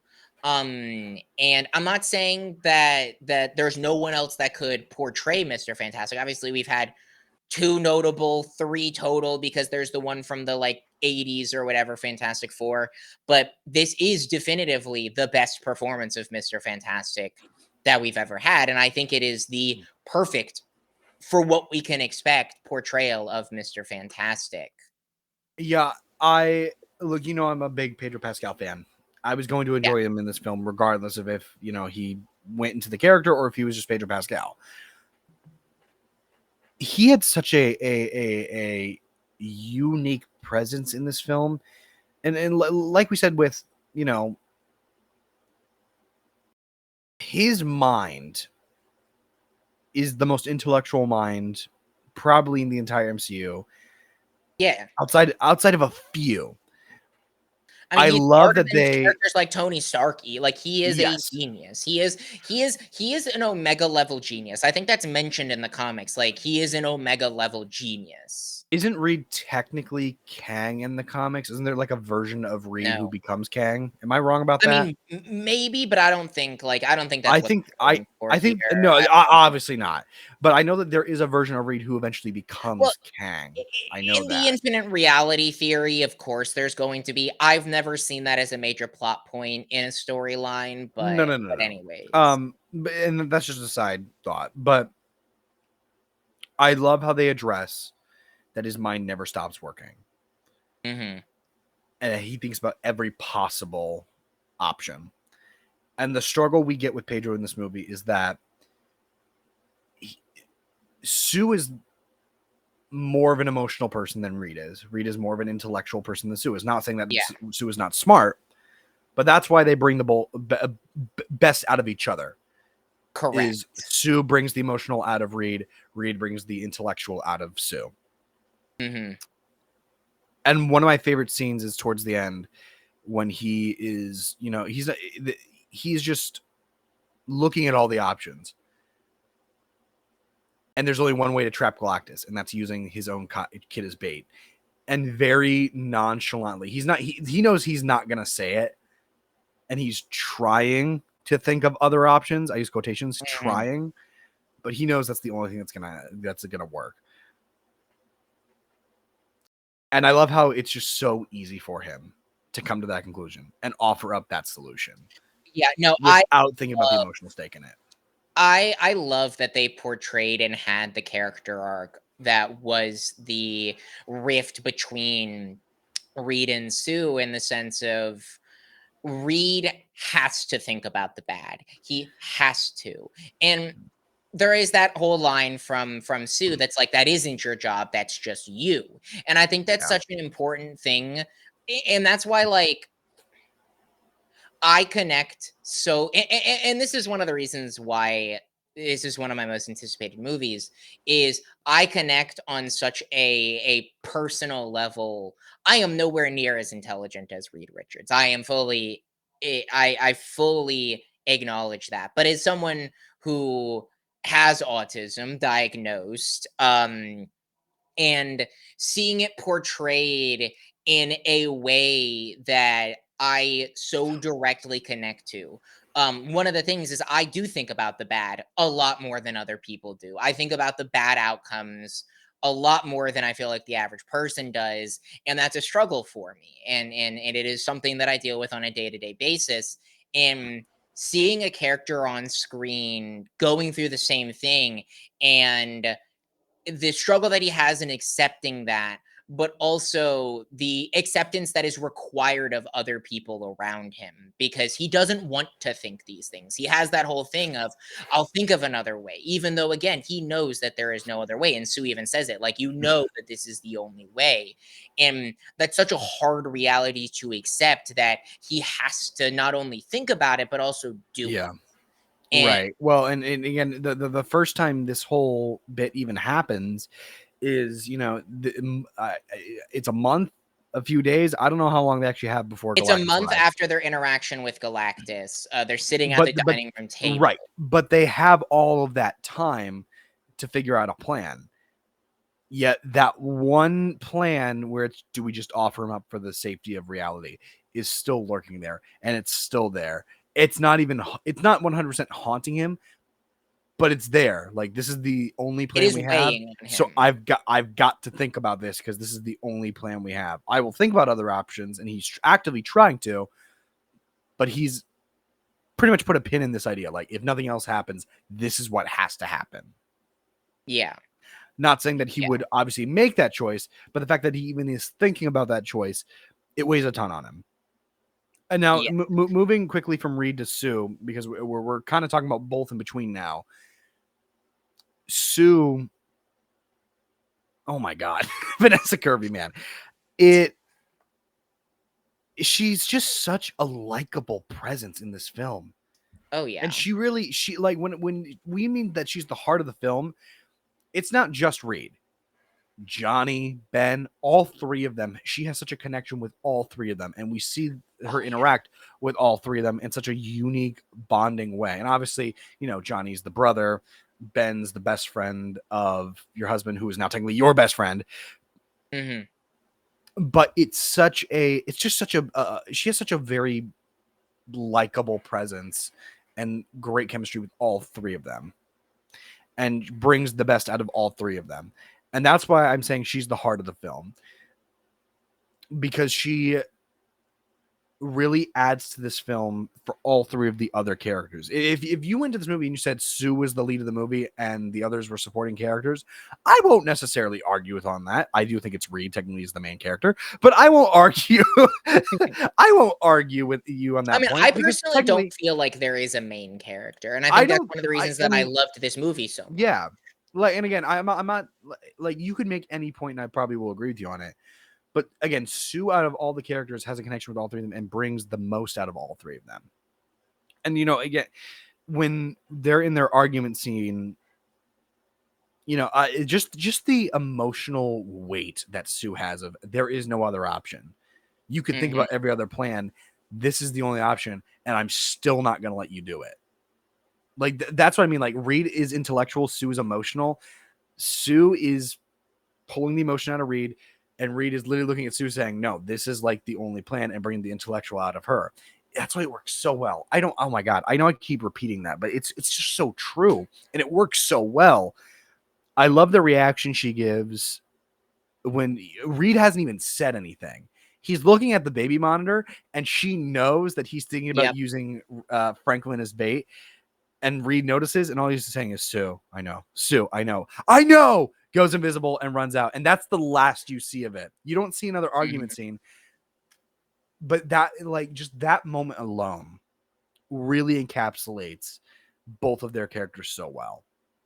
Because Well, I and also feel like that is genuinely how a regular couple would react in a similar circumstance. But yeah, you get what I mean. yeah, I have a lot to say on Sue as a character and everything like that, but one thing, and I'm gonna try to make this my last comparison to Superman, because this is something that I was actively thinking about on both my first and especially my second watch through of this movie, is for me, one of the biggest problems that I had with the Superman movie was that the way that how fast paced they made it and how much they shoved into it, it can make it hard for you to fully flesh out every storyline. And I think one of those storylines that I didn't feel as fleshed out as I wanted it to be, and I felt like was very kind of like jump to conclusions because they need to, was the Lois and Clark slash Superman relationship. I felt like they Sure. had their whole argument, and then next thing you know, next time they interact, they made up. Like that's what it felt like to me. This right here is a perfect example of doing that same type of story beat similar type at least, different circumstances, but same type of argument, like disagreement type thing, and show you how they make up while not making it feel forced, with making it insanely believable, making you only feel more connected to these characters because you can't pick a side. There is no definitive answer to this. I mean, there's that whole dialogue of, and it's one of the best lines in the entire movie is, I will not sacrifice my baby for this world, but I will also not sacrifice this world for my baby. And that was just such a bar. I mean, the audience got a pop out of the audience when No, Sue said that, in my opinion. I'm glad you brought that up, because that whole inspirational speech from Sue perfectly encapsulates her character, but it's such a beautifully written speech. Like Oh yeah. there's not a moment, like, my friend complained It's about a top tier Superman's speech speech. for the MCU right there. My I don't know why he did, and I straight up was like, "You're an idiot. Why would you even say that?" But my friend complained about the Superman speech at the very end when he's talking to Lex about how that's where you've always got me wrong. I'm a human or whatever. And I'm like, that's stupid. That was a really great written speech. And my first thought was, he's really going to hate the Sue speech if he hated the Superman speech, because Sue's speech is similar in a certain sense, except, you like, it's so well written. And everybody, like, you see everybody's reaction as she makes the Yeah. speech. Johnny's, Ben's, Reed's, specifically Reed's, is because Reed's the one who figures it out when Sue says, Yeah, what when she the says. It puzzle helps. pieces get, yeah. Right. But it's so well written and so well crafted. Vanessa Kirby gives a very, very delightful performance there with a lot of heart. I think just that moment alone is going to be one of the best moments the MCU has ever produced, probably, just because Yeah, of how well it's handled. that was such a phenomenal moment. And this might be a look, I'm just going to talk about it. I'm not even going to apologize about it. I was originally going to have a whole prelude to this.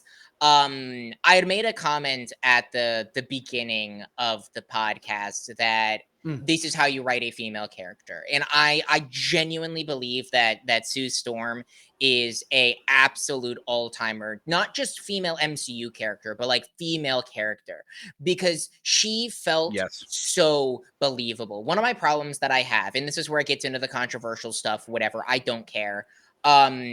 Of a lot of the times I feel like when you try to write a girl bossy, strong female character, you can overcorrect too much and make them seem perfect.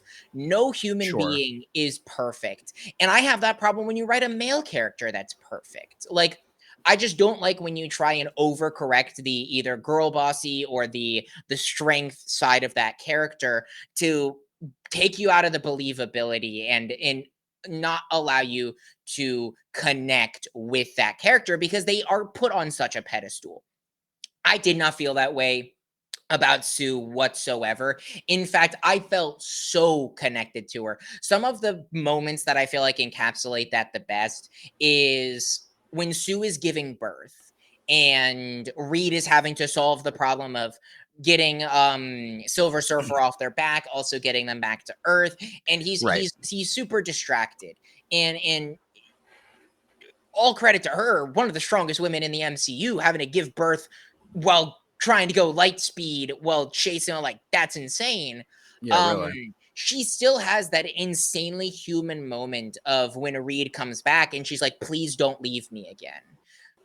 Right. She has that whole like emotional thing of like, I need you right now, like not as just a like, oh, I can't like push, I need someone to catch the baby, because ultimately that's Ben who catches the baby. No, I need you here as an emotional and like, I need you here my person. And I loved that moment because it shows that even the strongest characters, male and female, have their moments of humanism and Sure. needing to be held or needing to be helped. Like, that humanized her so much, as well as the moments of having her be such a strong mom and being like, look, I'm not going to give up my baby. Like, this is my baby. Like, again, we talked about the line of like, I'm not going to sacrifice my baby for this world, but I'm not going to sacrifice the world for my baby. Like, Right. that's the whole thing. But it all starts out with her being so like protective over her child and showing such Right. motherly instincts. And I love those moments as well. I I'm gonna talk about this really quickly because it just got an audible laugh out of me when I thought about it. There are moments in a superhero film where you kind of have to spend a little, belief here,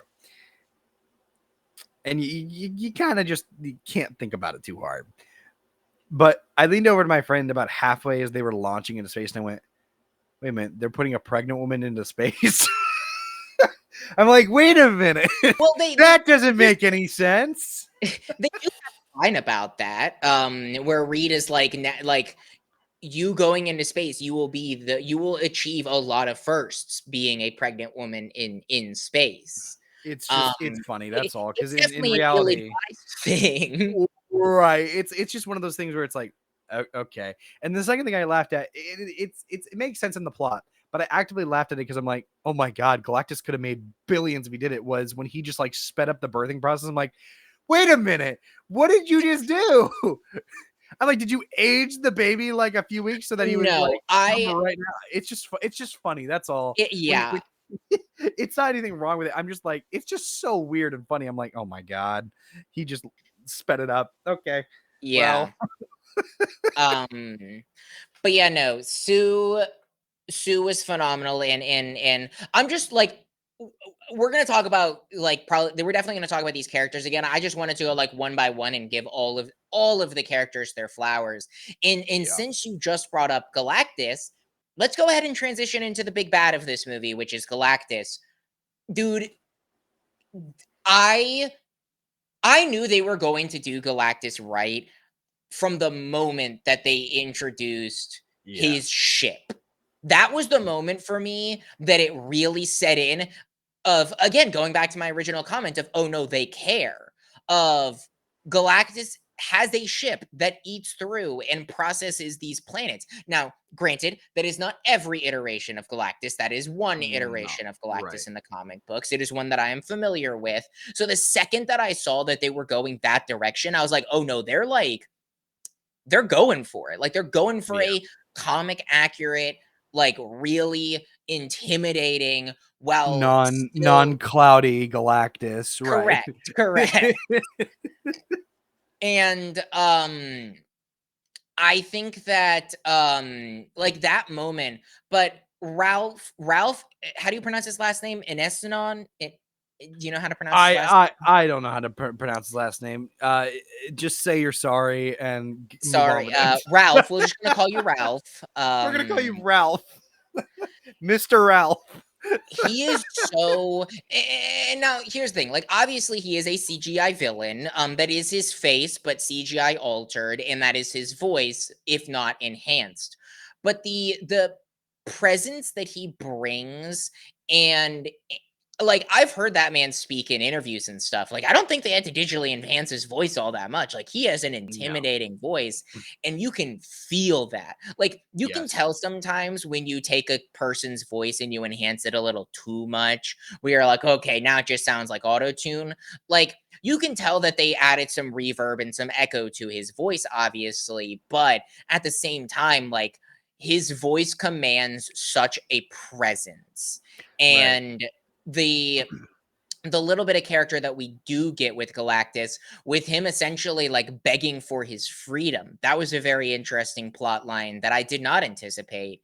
With the whole Franklin Richards thing, is the like he is the like Franklin is his salvation. That is what he mentions multiple times. And Sure. that was such an interesting direction to go. But I actually really like I liked that that's because like yes, floating through space or driving through space having to destroy entire planets is exhausting. He is older than this universe. He has had to go through billions of years eating at planets because not necessarily because he wants to, but because he physically needs to, because he was in this world. They're basically saying that he was cursed with the eternal hunger. Right. um and that little bit of characterization, it's very, very minimal, that they give him, I felt worked so well for this plot. Right. Um, I see you're typing something. I don't know what you're typing, but I'll freeze here to see if you have any thoughts you want to add. No, I look, I Galactus wasn't, like I said in my initial thoughts, didn't have anything that was like super like, oh, this is incredibly in depth. They really delve into this character and drag some heart out of him. No, they didn't do that, but they didn't have to either. They did Yeah. Galactus exactly right. He was terrifying. And again, when I talk about things being ripped straight from the comics, he was ripped straight from the comics. Like, he is genuinely, of all of the characters, like the one that I feel like is the most like ripped straight from the comics, from the ship to the costume to the scope and scale size, sheer size of this massive god. It Yeah. all worked so incredibly well, and it was done so beautifully. With handled like, again, I know we're talking about a lot with these characters, but beautifully and handled with care. Like, they cared about Jack Kirby's creation, and they really brought it to life. Um, and he's not the only villain in this film.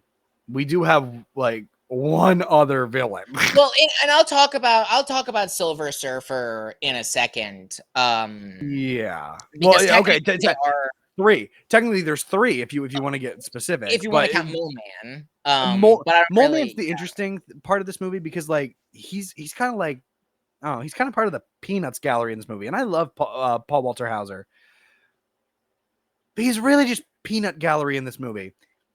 He See, has a moment and yes, it works, but I'm like, yes, I will say I don't disagree with you. But I didn't have a problem with it whatsoever no, when I was no, watching no, it, no, no. mainly because, again, you are being thrown into an established world where these characters very clearly have a history together, and that is Right, felt so much on screen, is that history that they have together, the references to how he'll only talk to Sue, and we get right, his whole like what made him a villain, but also like humanizing him with the fact that he just wants to be like underground.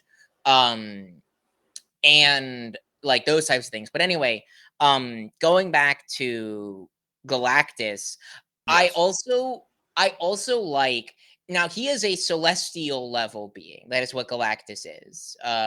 He is, if you watched Eternals, you know what the Celestials are. right, Um and Galactus is a very, very powerful being, but he is not omnipotent necessarily. No, like Franklin is omnipotent. Franklin Richards is omnipotent. Galactus is not. He's very powerful, but he's not omnipotent. And I do like, because that was one of the other things that you have to ask yourself when throwing a villain like that at them, is how do you defeat Galactus? And ultimately they didn't. They delayed Galactus, but they didn't. There was no like, oh, we killed Galactus or we knocked him out or we negotiated. There was like a, the only thing we can do is just get him the fuck away from us. right. Well, and And honestly, the way they defeat him in this film, like, we talk about bad endings to films. Ant-Man defeating Kang was not the way to go, and they should not have done that. The way they defeated Galactus here made perfect sense, and I actually believe that they could have done it that way. Like, that well, makes total sense to me. and one thing that I had a, I'll admit, I was not super happy about it the first time I watched it, and I'll talk about what that was here in a second. But on my second watch through, and after thinking about it, and even after talking about this, I actually loved that they did this so much. And that is the fact that Sue dies defeating Galactus. Yeah, Galactus, there needs to, like, granted, Franklin brings her back, and I'll talk about that. But Galactus is such a strong being that the only way that someone as powerful as even like Sue Richards um is by dying, is by putting everything into her. And here's the thing, she did that not knowing that she could be brought back. She thought that yeah, she was sacrificing herself for her child, which is right, beautiful. I mean, any yeah, mother who's worth their soul knows that they would do that. I mean, my mom has right, told me that directly before. And sure, And originally I was like, "Oh, why do we have to kill her just to bring her back? It feels like they're just showcasing, like, Franklin's Purposeful. powers." Nope. But no, Purposeful. it's very purposeful to be like, "No, there are direct consequences to how powerful Galactus is, that the only way they can defeat him is, 1, by teaming up, but 2, by dying, because he is Yeah. that strong." Well, and Um, yes, it was a way to reveal, again, we'll get into this later, a part of Franklin's power set, a very small fraction, yeah. a very small fraction of it, but that's also why I'm like not mad at the moment of Sue dying. Yes, we knew she was coming back, and honestly, I don't even blame the movie for that. I actually blame the director chair reveals from Avengers Doomsday from a few months ago. It Dude, happened with Thunderbolts, and it happened here, I but I nobody thought hate they were gonna die. I hate the fact that they did that director trailer reveal so much. I know that it was for hype. I hate it. I genuinely am angry that they did that, but we're not here to talk about that. Um, Well, and again, I think the but reason I like yes, they should have waited till after Fantastic Four. But the difference is that film was originally Avengers Doomsday was originally coming out only basically a year later after that whole reveal had basically happened. yeah. Kind of. But it revealed the ending of Thunderbolts and it revealed the ending kind of of Yeah, this movie. it revealed a But lot of also things that I felt like would have been really big pop-offs in the theaters if you did not know going in. were you really expecting any of the Fantastic Four to die in this movie? No. That would have No, been really no. stupid of them to do I if they mean, did that.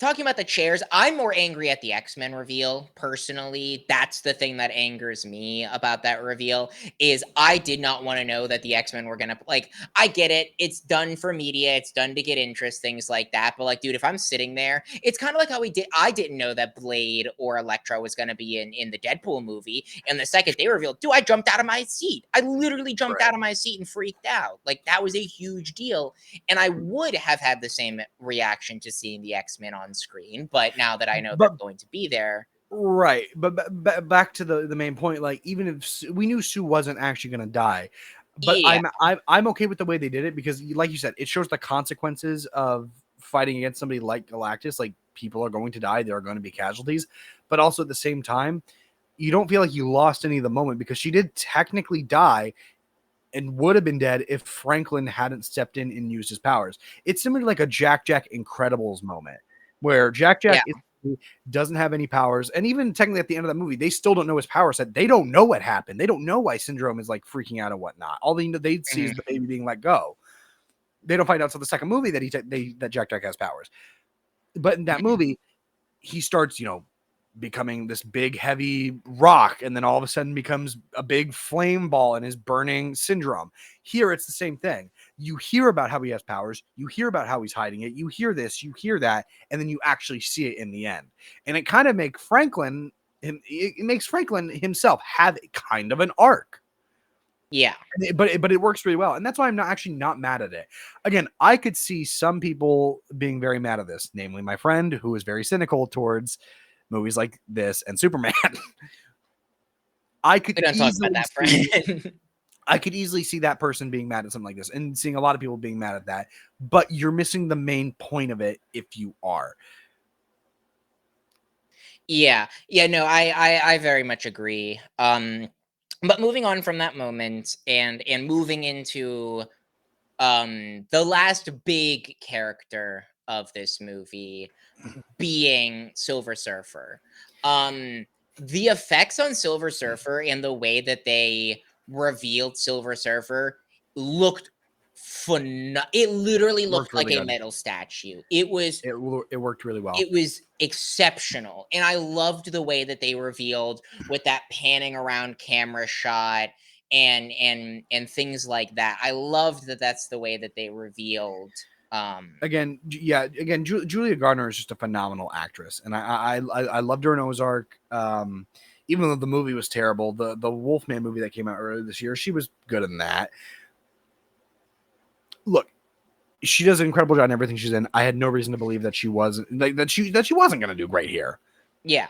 They just did Silver Surfer right, and again, Mhm. similar to the thing. And I already kind of said this in my previous initial thoughts. They didn't change anything with the Silver Surfer arc. Like, it's pretty much the same that it was in the original 2007 movie with Chris Evans group and all of them.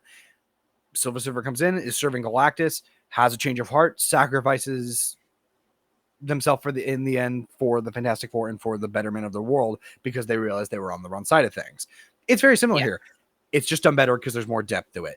You actually get to sit with Silver Surfer. You get to sit with her as a threat in this world, but then you also get to sympathize with her as Johnny starts to figure things out. As you're just talking with her because from the beginning, not from the very beginning, but especially once she enters the ship and she's just flying around with Johnny on Galactus's ship, and they're just like having a normal conversation. There's nothing like this isn't done in a malicious way. This isn't done because she hates the Fantastic Four or she's just somebody who she has a purpose. She's serving Galactus for the safety of her child and her planet. Correct. And it's done so beautifully well. Like, go ahead. She stands a lot more in Silver Surfer in general, stands typically a lot more on the neutral territory, because while Galactus is a villain, the thing with that makes Galactus such an interesting villain to me is Galactus does not do it for your stereotypical villain reasons on most occasions. He typically just goes in and is like, I am hungry because of this curse or for whatever reason, I need to eat a planet. He is an antagonist because of that. However, he doesn't hold malice towards the planets that he consumes. He just needs to consume. Silver Right. Surfer, in the same way that she is the one bringing Galactus to these planets, is not bringing them to him because of any form of malice. And it's kind of hinted at, but I know it's very explicitly said in multiple renditions of Galactus that the reason that he goes to a planet like Earth is because the more developed a planet is, the more nutrients it bears for Galactus.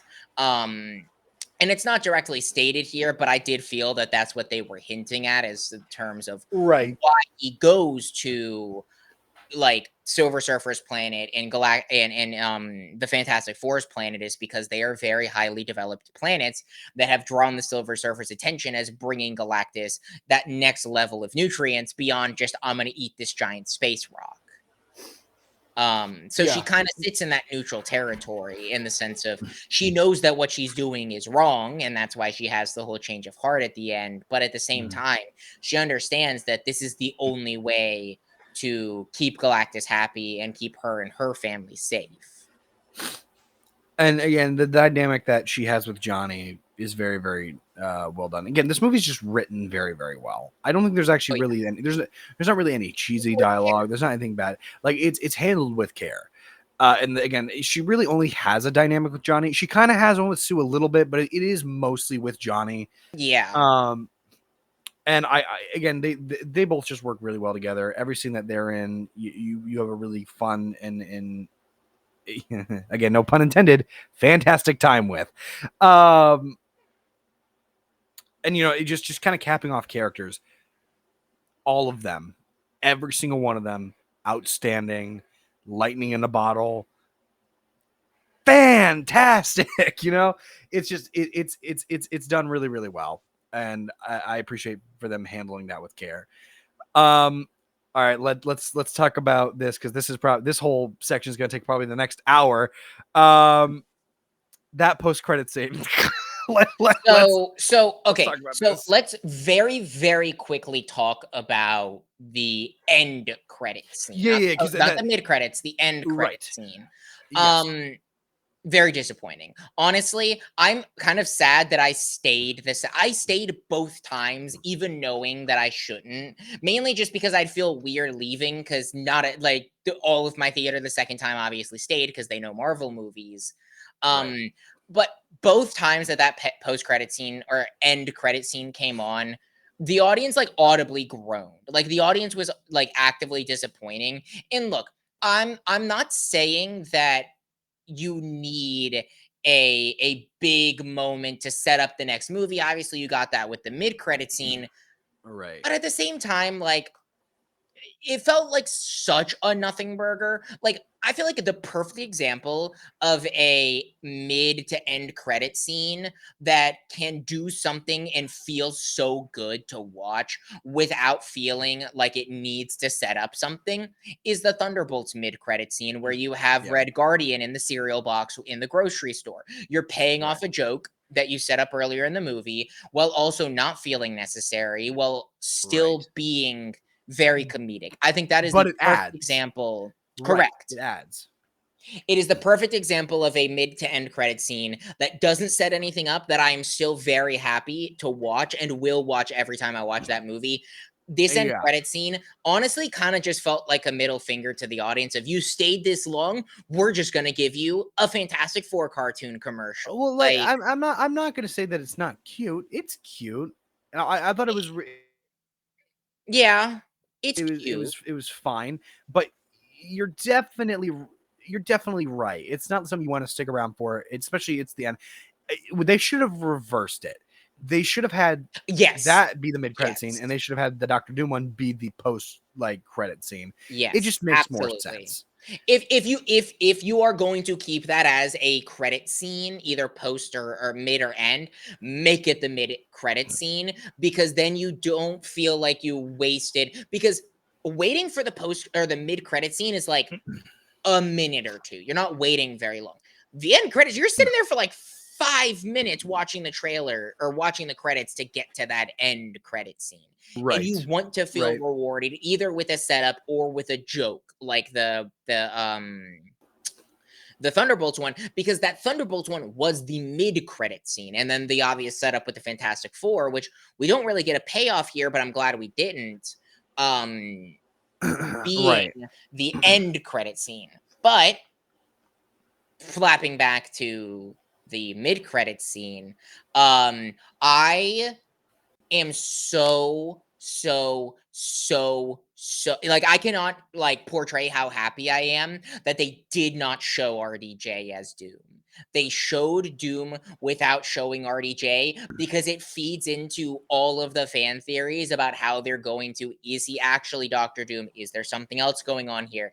Which version of Doctor Doom is this? Obviously, throughout the course of the movie, we get not just hints, very like heavy like Latveria imagery with the flag, Right. with the seat, with things Well, like that. it lingered in like that first scene when Sue's talking about the Future Foundation.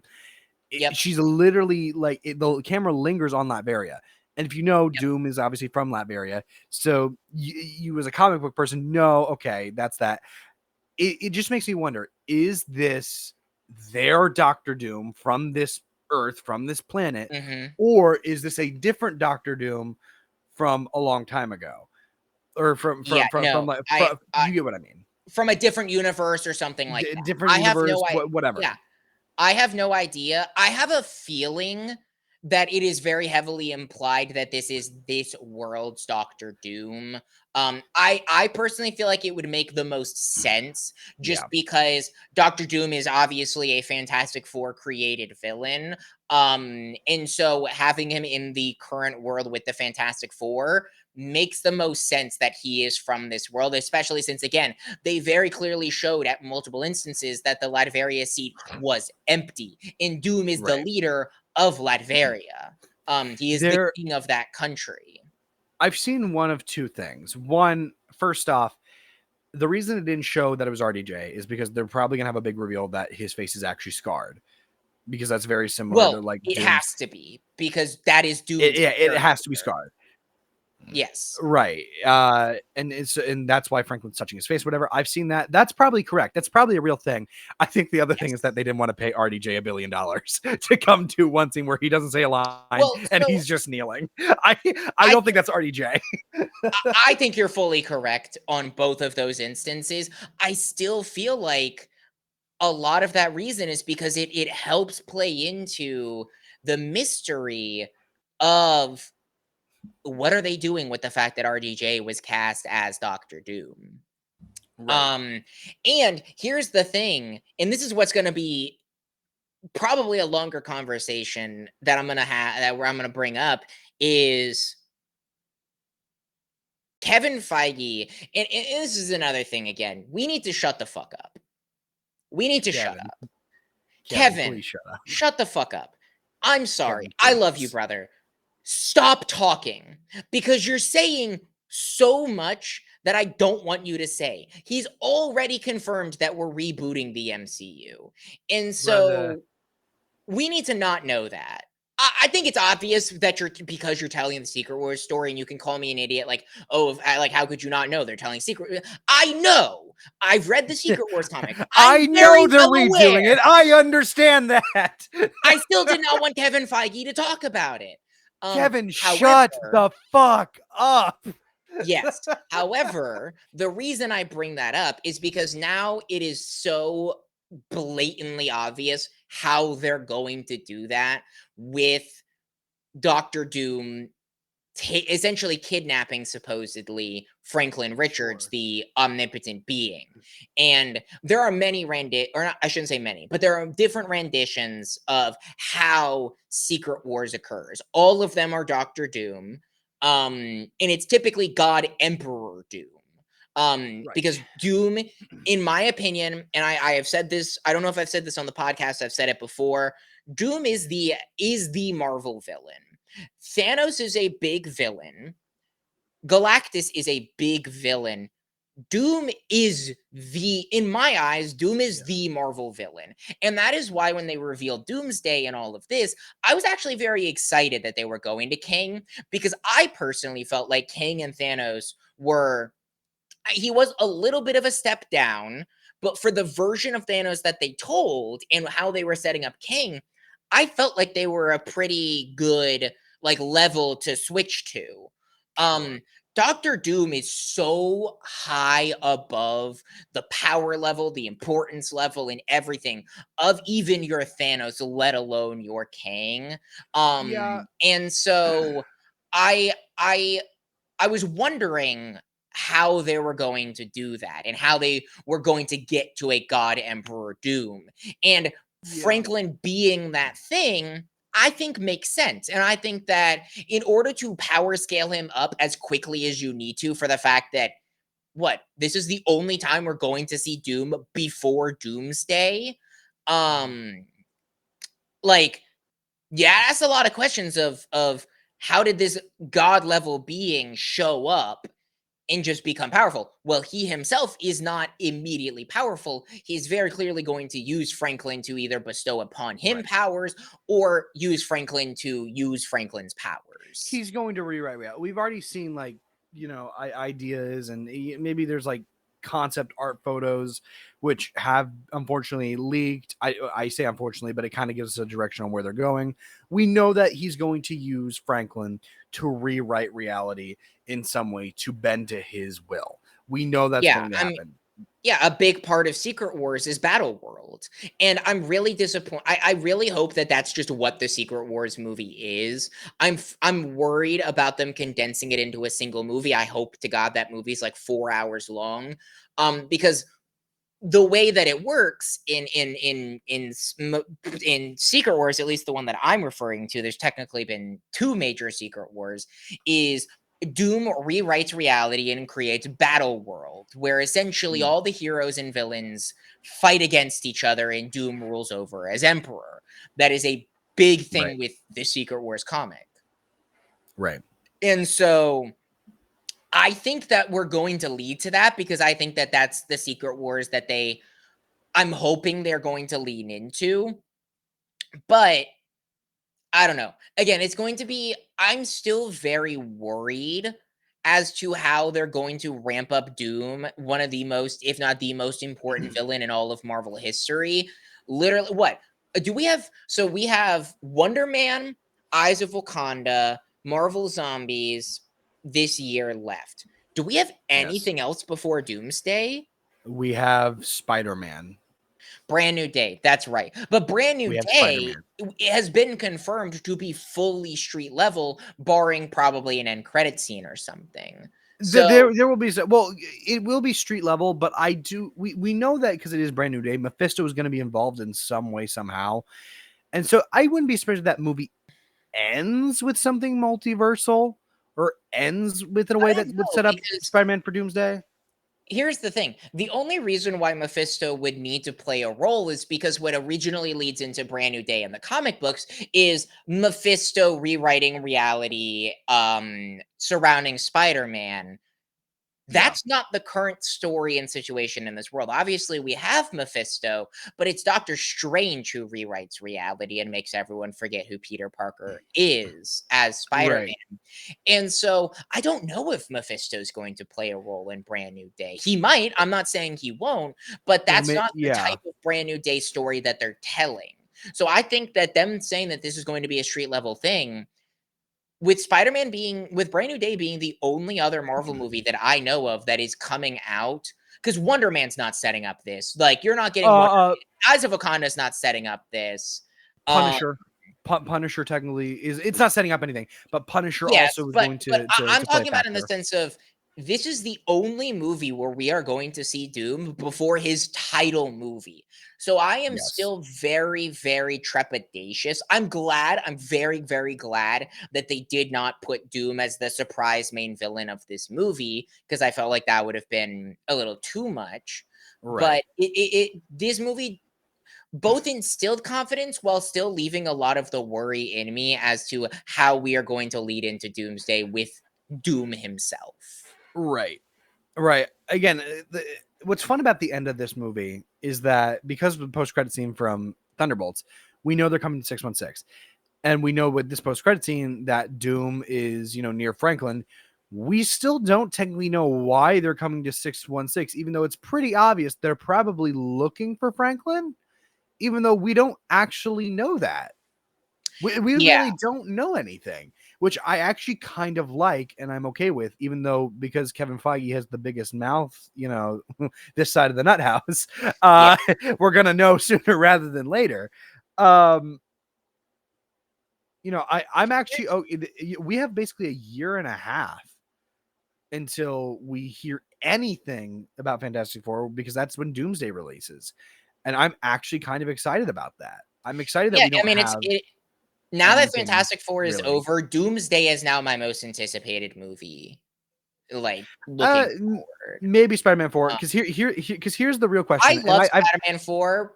I'm sorry, Doomsday is still more anticipated for me just because it's Doomsday.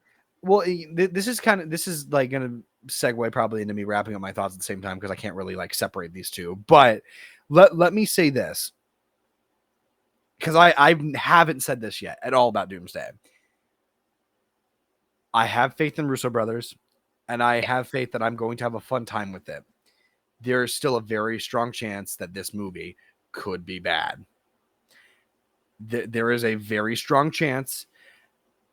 And if it is, I'm going to be very sad because something that Yeah. Fantastic Four did, which Doomsday didn't have, is it actually made me very excited again for Doomsday because it gave me 4 new characters that I equally care about that I'm actively going to enjoy watching in that film. Not saying I don't care about Thor, not saying I don't care about Doctor Strange. I obviously do. But because we have no direction on where the MCU is going, and we haven't for a long, long time, Thunderbolts and Fantastic Four are basically the first 2 films that have given us any hint at a direction. Mhm. We've been drifting aimlessly. And these characters are really well-rounded characters, but they also are going to have an emotional attachment to the reason why Doomsday is going to be happening. Thunderbolts just had an incredible film and took characters that, maybe we didn't really like at first or like all that well, but made us like them. And that's like they're gonna add something, and that makes me excited for that. Well, and I would Um, I would honestly correlate my anticipation for Brand New Day is going to be a lot more along the lines of a Thunderbolts. Thunderbolts, yes, you can make the argument that Sentry is not a street level villain. He's not. He's basically Superman. However, they still told it in such a like down to earth way. The yeah, scale of Brand New Day, I'm expecting to be very, very similar to the scale of a Thunderbolts with probably again a setup like Thunderbolts had in a end or post credit scene, mid or end credit scene for what role he is obviously going to play in the Secret if, Wars saga if I because was just if Secret Wars is a any, huge arc for Spider-Man because that's where he gets the black suit Spider-Man. yes, That's where we get Venom. Um, Yeah, and and it's I'm only bringing all this up because I there is a chance Doomsday could be bad. And I even heard my friend as we were walking out of this film going, it's gonna really suck knowing that I really like these characters, and if they screw up Doomsday, there's a good chance Marvel might not be able to come back, especially with how DC is going well, to be doing over the next few years. and There's a very strong chance. I think that's just a very interesting conversation that we can get into now, but I don't think we should. We can save No, that for no, later. that's a much later But conversation. it is the sense of even if Doomsday and Secret Wars is bad, trust me, I will be the first person being upset because these are storylines that I love so much. Secret Wars, mainly Sure. because Doomsday has a precedence in the comics, but not as Doomsday. Secret Wars in title, just like Infinity War in title, is a very big, like, connected storyline in the comics that I love a lot. Right. My favorite storyline though is Civil War, and that's why it's one of my favorite Marvel movies. But anyways, getting off track. Um, if they do not pull this off, they might be hedging their bets with the we're rebooting the MCU because then you can start fresh again, and it doesn't matter if Doomsday was bad. You give it Right, but 2 to 3 years of nothingness like DC did, and then you reboot it. I'm not saying I want that. In fact, I think that would be an awful way to do it because then no one's coming back to watch your movies again. Because here's the thing. Superman was a good movie. We talked about it. We both really enjoyed Superman. It's not doing well in the box office. I don't know if you've seen it. It has not even made its money back in the first 2 weeks. That is a Fantastic really Four good. has already, I think they not doubled, but they've already made more their opening weekend than Superman did. Yeah, Significantly. it is. I'm gonna see if I can pull anything up. We're still Go only on go go Saturday, but go ahead. Go ahead and pull that up. Fantastic Four came in at $57 million, which is about $1 million more than Superman did, with just its first day. Yeah. So it already is $1 million ahead of Superman. And I think that just goes to show, first of all, that Thunderbolts really helped with the image of the MCU. But also, if you make Doomsday and Secret Wars bad and then think that rebooting it is going to bring back that same audience, you're unfortunately wrong. And Superman is proof by that is you can still make a really good movie to kick off your new universe and people are still not going to show up. If Yeah. because they are not going to have faith in you. And that's why Secret Wars and in the inevitable reboot of the MCU is is it is the most important moment in Marvel. And I say that even more than pulling off Endgame because if Endgame didn't hit as well as it did, I still think that you would have a lot of love for the MCU. You still could I think find a way in to come this back. post Endgame era, with how hot and cold it's been, Right. if that doesn't hit, it will have an irreversible effect on the immediate future of Marvel movies. Oh, right. And I don't really necessarily agree with rebooting it at all. At least this soon. I I think that it Yeah, should be a massive gap before they reboot it. If they're going to do that, like it's not so much rebooting. Yes, we know eventually we're gonna have 20 years down the line have another Iron Man movie with a different Iron Man. We know eventually we're gonna have a new Wolverine because Hugh Jackman can't do it till he's 90. We're we're not gonna do this for forever, and you're gonna reboot things, and it's gonna happen. It's similar to Harry Potter. Harry Potter's only 10 years out of the gate of you know uh, of the last being Deathly Hollows movie, of the yeah. last Deathly Hallows movie, and we're already rebooting it, which I don't agree with that at all. But I can kind of understand slightly. Here, I think Secret Wars should probably be the thing that caps it off if you're planning to reboot it. You take, like you said, a couple years. I think at most you should take 10, maybe even longer, and then bring it back. As much as I love these characters, but I just don't want to see you jump to the next thing and start over so quickly. It's going to be like getting whiplash because Yeah. everything just happens at once. And I'm not saying that not everybody will stay. Obviously, they're not going to cast this iteration of Fantastic Four and then get rid of all of them. Yeah, exactly. You're not gonna like. I think that's my biggest like, kind of like, why are you rebooting question, in the sense of you just introduced like Century and you just introduced the Fantastic Four. Like, why are you rebooting? Because then you have You're to ask about to yourself the introduce question of, X-Men. yeah, and you know, the reason why I say that is because then you have to ask yourself the question of, okay, well, you just rebooted, like, he talked about Iron Man and Captain America, and you have new actors for those, but you didn't reboot Thunderbolts and Fantastic Four because you only or like Wonder Man. Wonder Man's another character that we're gonna get introduced to before Doomsday. You're gonna introduce Wonder Mhm. Man, and I don't know what his role in the wider MCU is going to be, but it brings up the question of, well, you just introduced him and now he's gone. Like, or you save him, but then why did you say, like, I don't know. Right. I'm very curious, but I'll go ahead and wrap up my Right. thoughts on the Fantastic Four movie, because we've been going at this for a little while now. I Yeah. Again, not to b- beat like say the same joke, but this was a generally a fantastic movie. Like, the characters hit, the the story hits, the pacing is really, really good. The villain is intimidating, but you can still believe how they beat him. The repercussions on the greater MCU with the introduction of Franklin was not understated as much as I had feared. Yeah. The introduction of Doom in that post-credit scene really adds to the intrigue of Doomsday. Yep. The Again, like, not to hark on it again, but like, again, the characters brought so much, and I connected so much with every single one of the Fantastic Four members that I was so happy watching this movie both times. I'm gonna watch it a third time and probably a fourth time and probably many times after that. This is definitely a top tier Marvel movie. Like, I enjoyed this more than Thunderbolts, and I loved Thunderbolts. But We they're both very different types of movie. right. And I guess Uh, I'll wrap it up with this before I kick it back to you.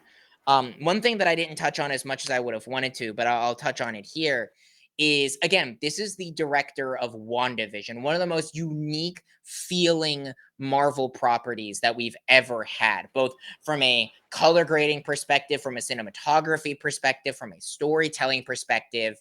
And the director very clearly utilizes everything that he learned in the making of WandaVision and applies it here. I mean, we have that whole montage of Kirby baby proofing the house, and you have, like, there's a little bit of a beat to it, and there's the clip show aspect of it. And it was just such a fun thing to watch. And it's very clearly heavily influenced by the direction that WandaVision had. The date, like the whole, like, old-timey futuristic aesthetic, done very well. There's only the only time that this movie kind of changes the color grade that I feel like didn't take me out of it, but in the Galactus fight, the general feel of the movie felt a lot more like a general Marvel movie, especially compared to the way that I felt about every other moment of the movie. I don't want to say yeah. it took me out, but I definitely noticed it, especially on my second watch through. But I don't feel like that took you out of it, because every other moment in the, like, composition of this movie just worked so well to make it stand out above and beyond other Marvel movies in general, that a lot of people felt, even when they had unique stories, felt like the feeling was generic and repetitive comparatively to other Marvel movies. And again, last thing, they cared about this movie, which made me care about this movie. And I'm very, very happy that I can say that. So I'll kick it to you. Yeah. For a simple of a plot that this film has, because it really is a simple plot, it's elevated through the characters and then the development of each and every one of them, the dynamic that they all share, the family aspect that every single character in this film has between the four of them. It just works so well, and it brings the story to life very well. The plot isn't anything new. You've seen it before, but it does it so well that you don't care. Yeah. this is not just another Marvel project. This is actually a good film. If you are somebody who, because I say this a lot, and I said it with Superman. This isn't just like go watch this film in theaters. This is definitely worth your time. You're gonna have a great time watching it. You're gonna have a fun time watching it. It's not just another, homework assignment that you have to do for the MCU.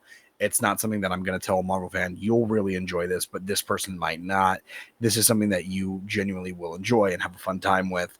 I love this movie from start to finish. Can't wait to watch it again. Yeah, no, I think that's the best way I can say it without repeating a bunch of what you said, Brandon. Yeah, I think that this is another one of those movies like Superman that we're going to talk about for a while, for a long time. And I mean, we'll probably do something similar.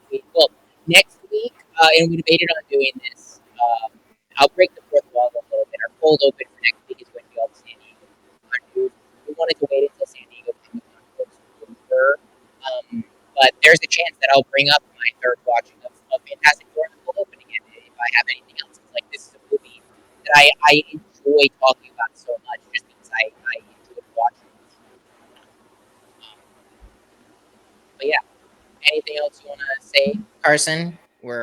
I'm tired. I End. want to go to bed. I've been up since 4 a.m. So let's wrap this sucker up, shall we? Sounds good to me. I am hungry. It is 2:30 and I need lunch. But yeah, ladies and gentlemen, boys and girls, that concludes another episode of the Nerdy Nimrods podcast. If you enjoyed what you heard, if you like what you saw, give us a like, give us a follow. We post daily, every single Sunday, without fail. 21 weeks we've been doing it strong. You can find us at Nerdy Nimrods on all social media platforms, and you can find us on all streaming platforms such as Spotify, Apple Podcasts, you name it, we're on it, I promise you. But with that being said, thank you so much for tuning in, and as always, stay nerdy.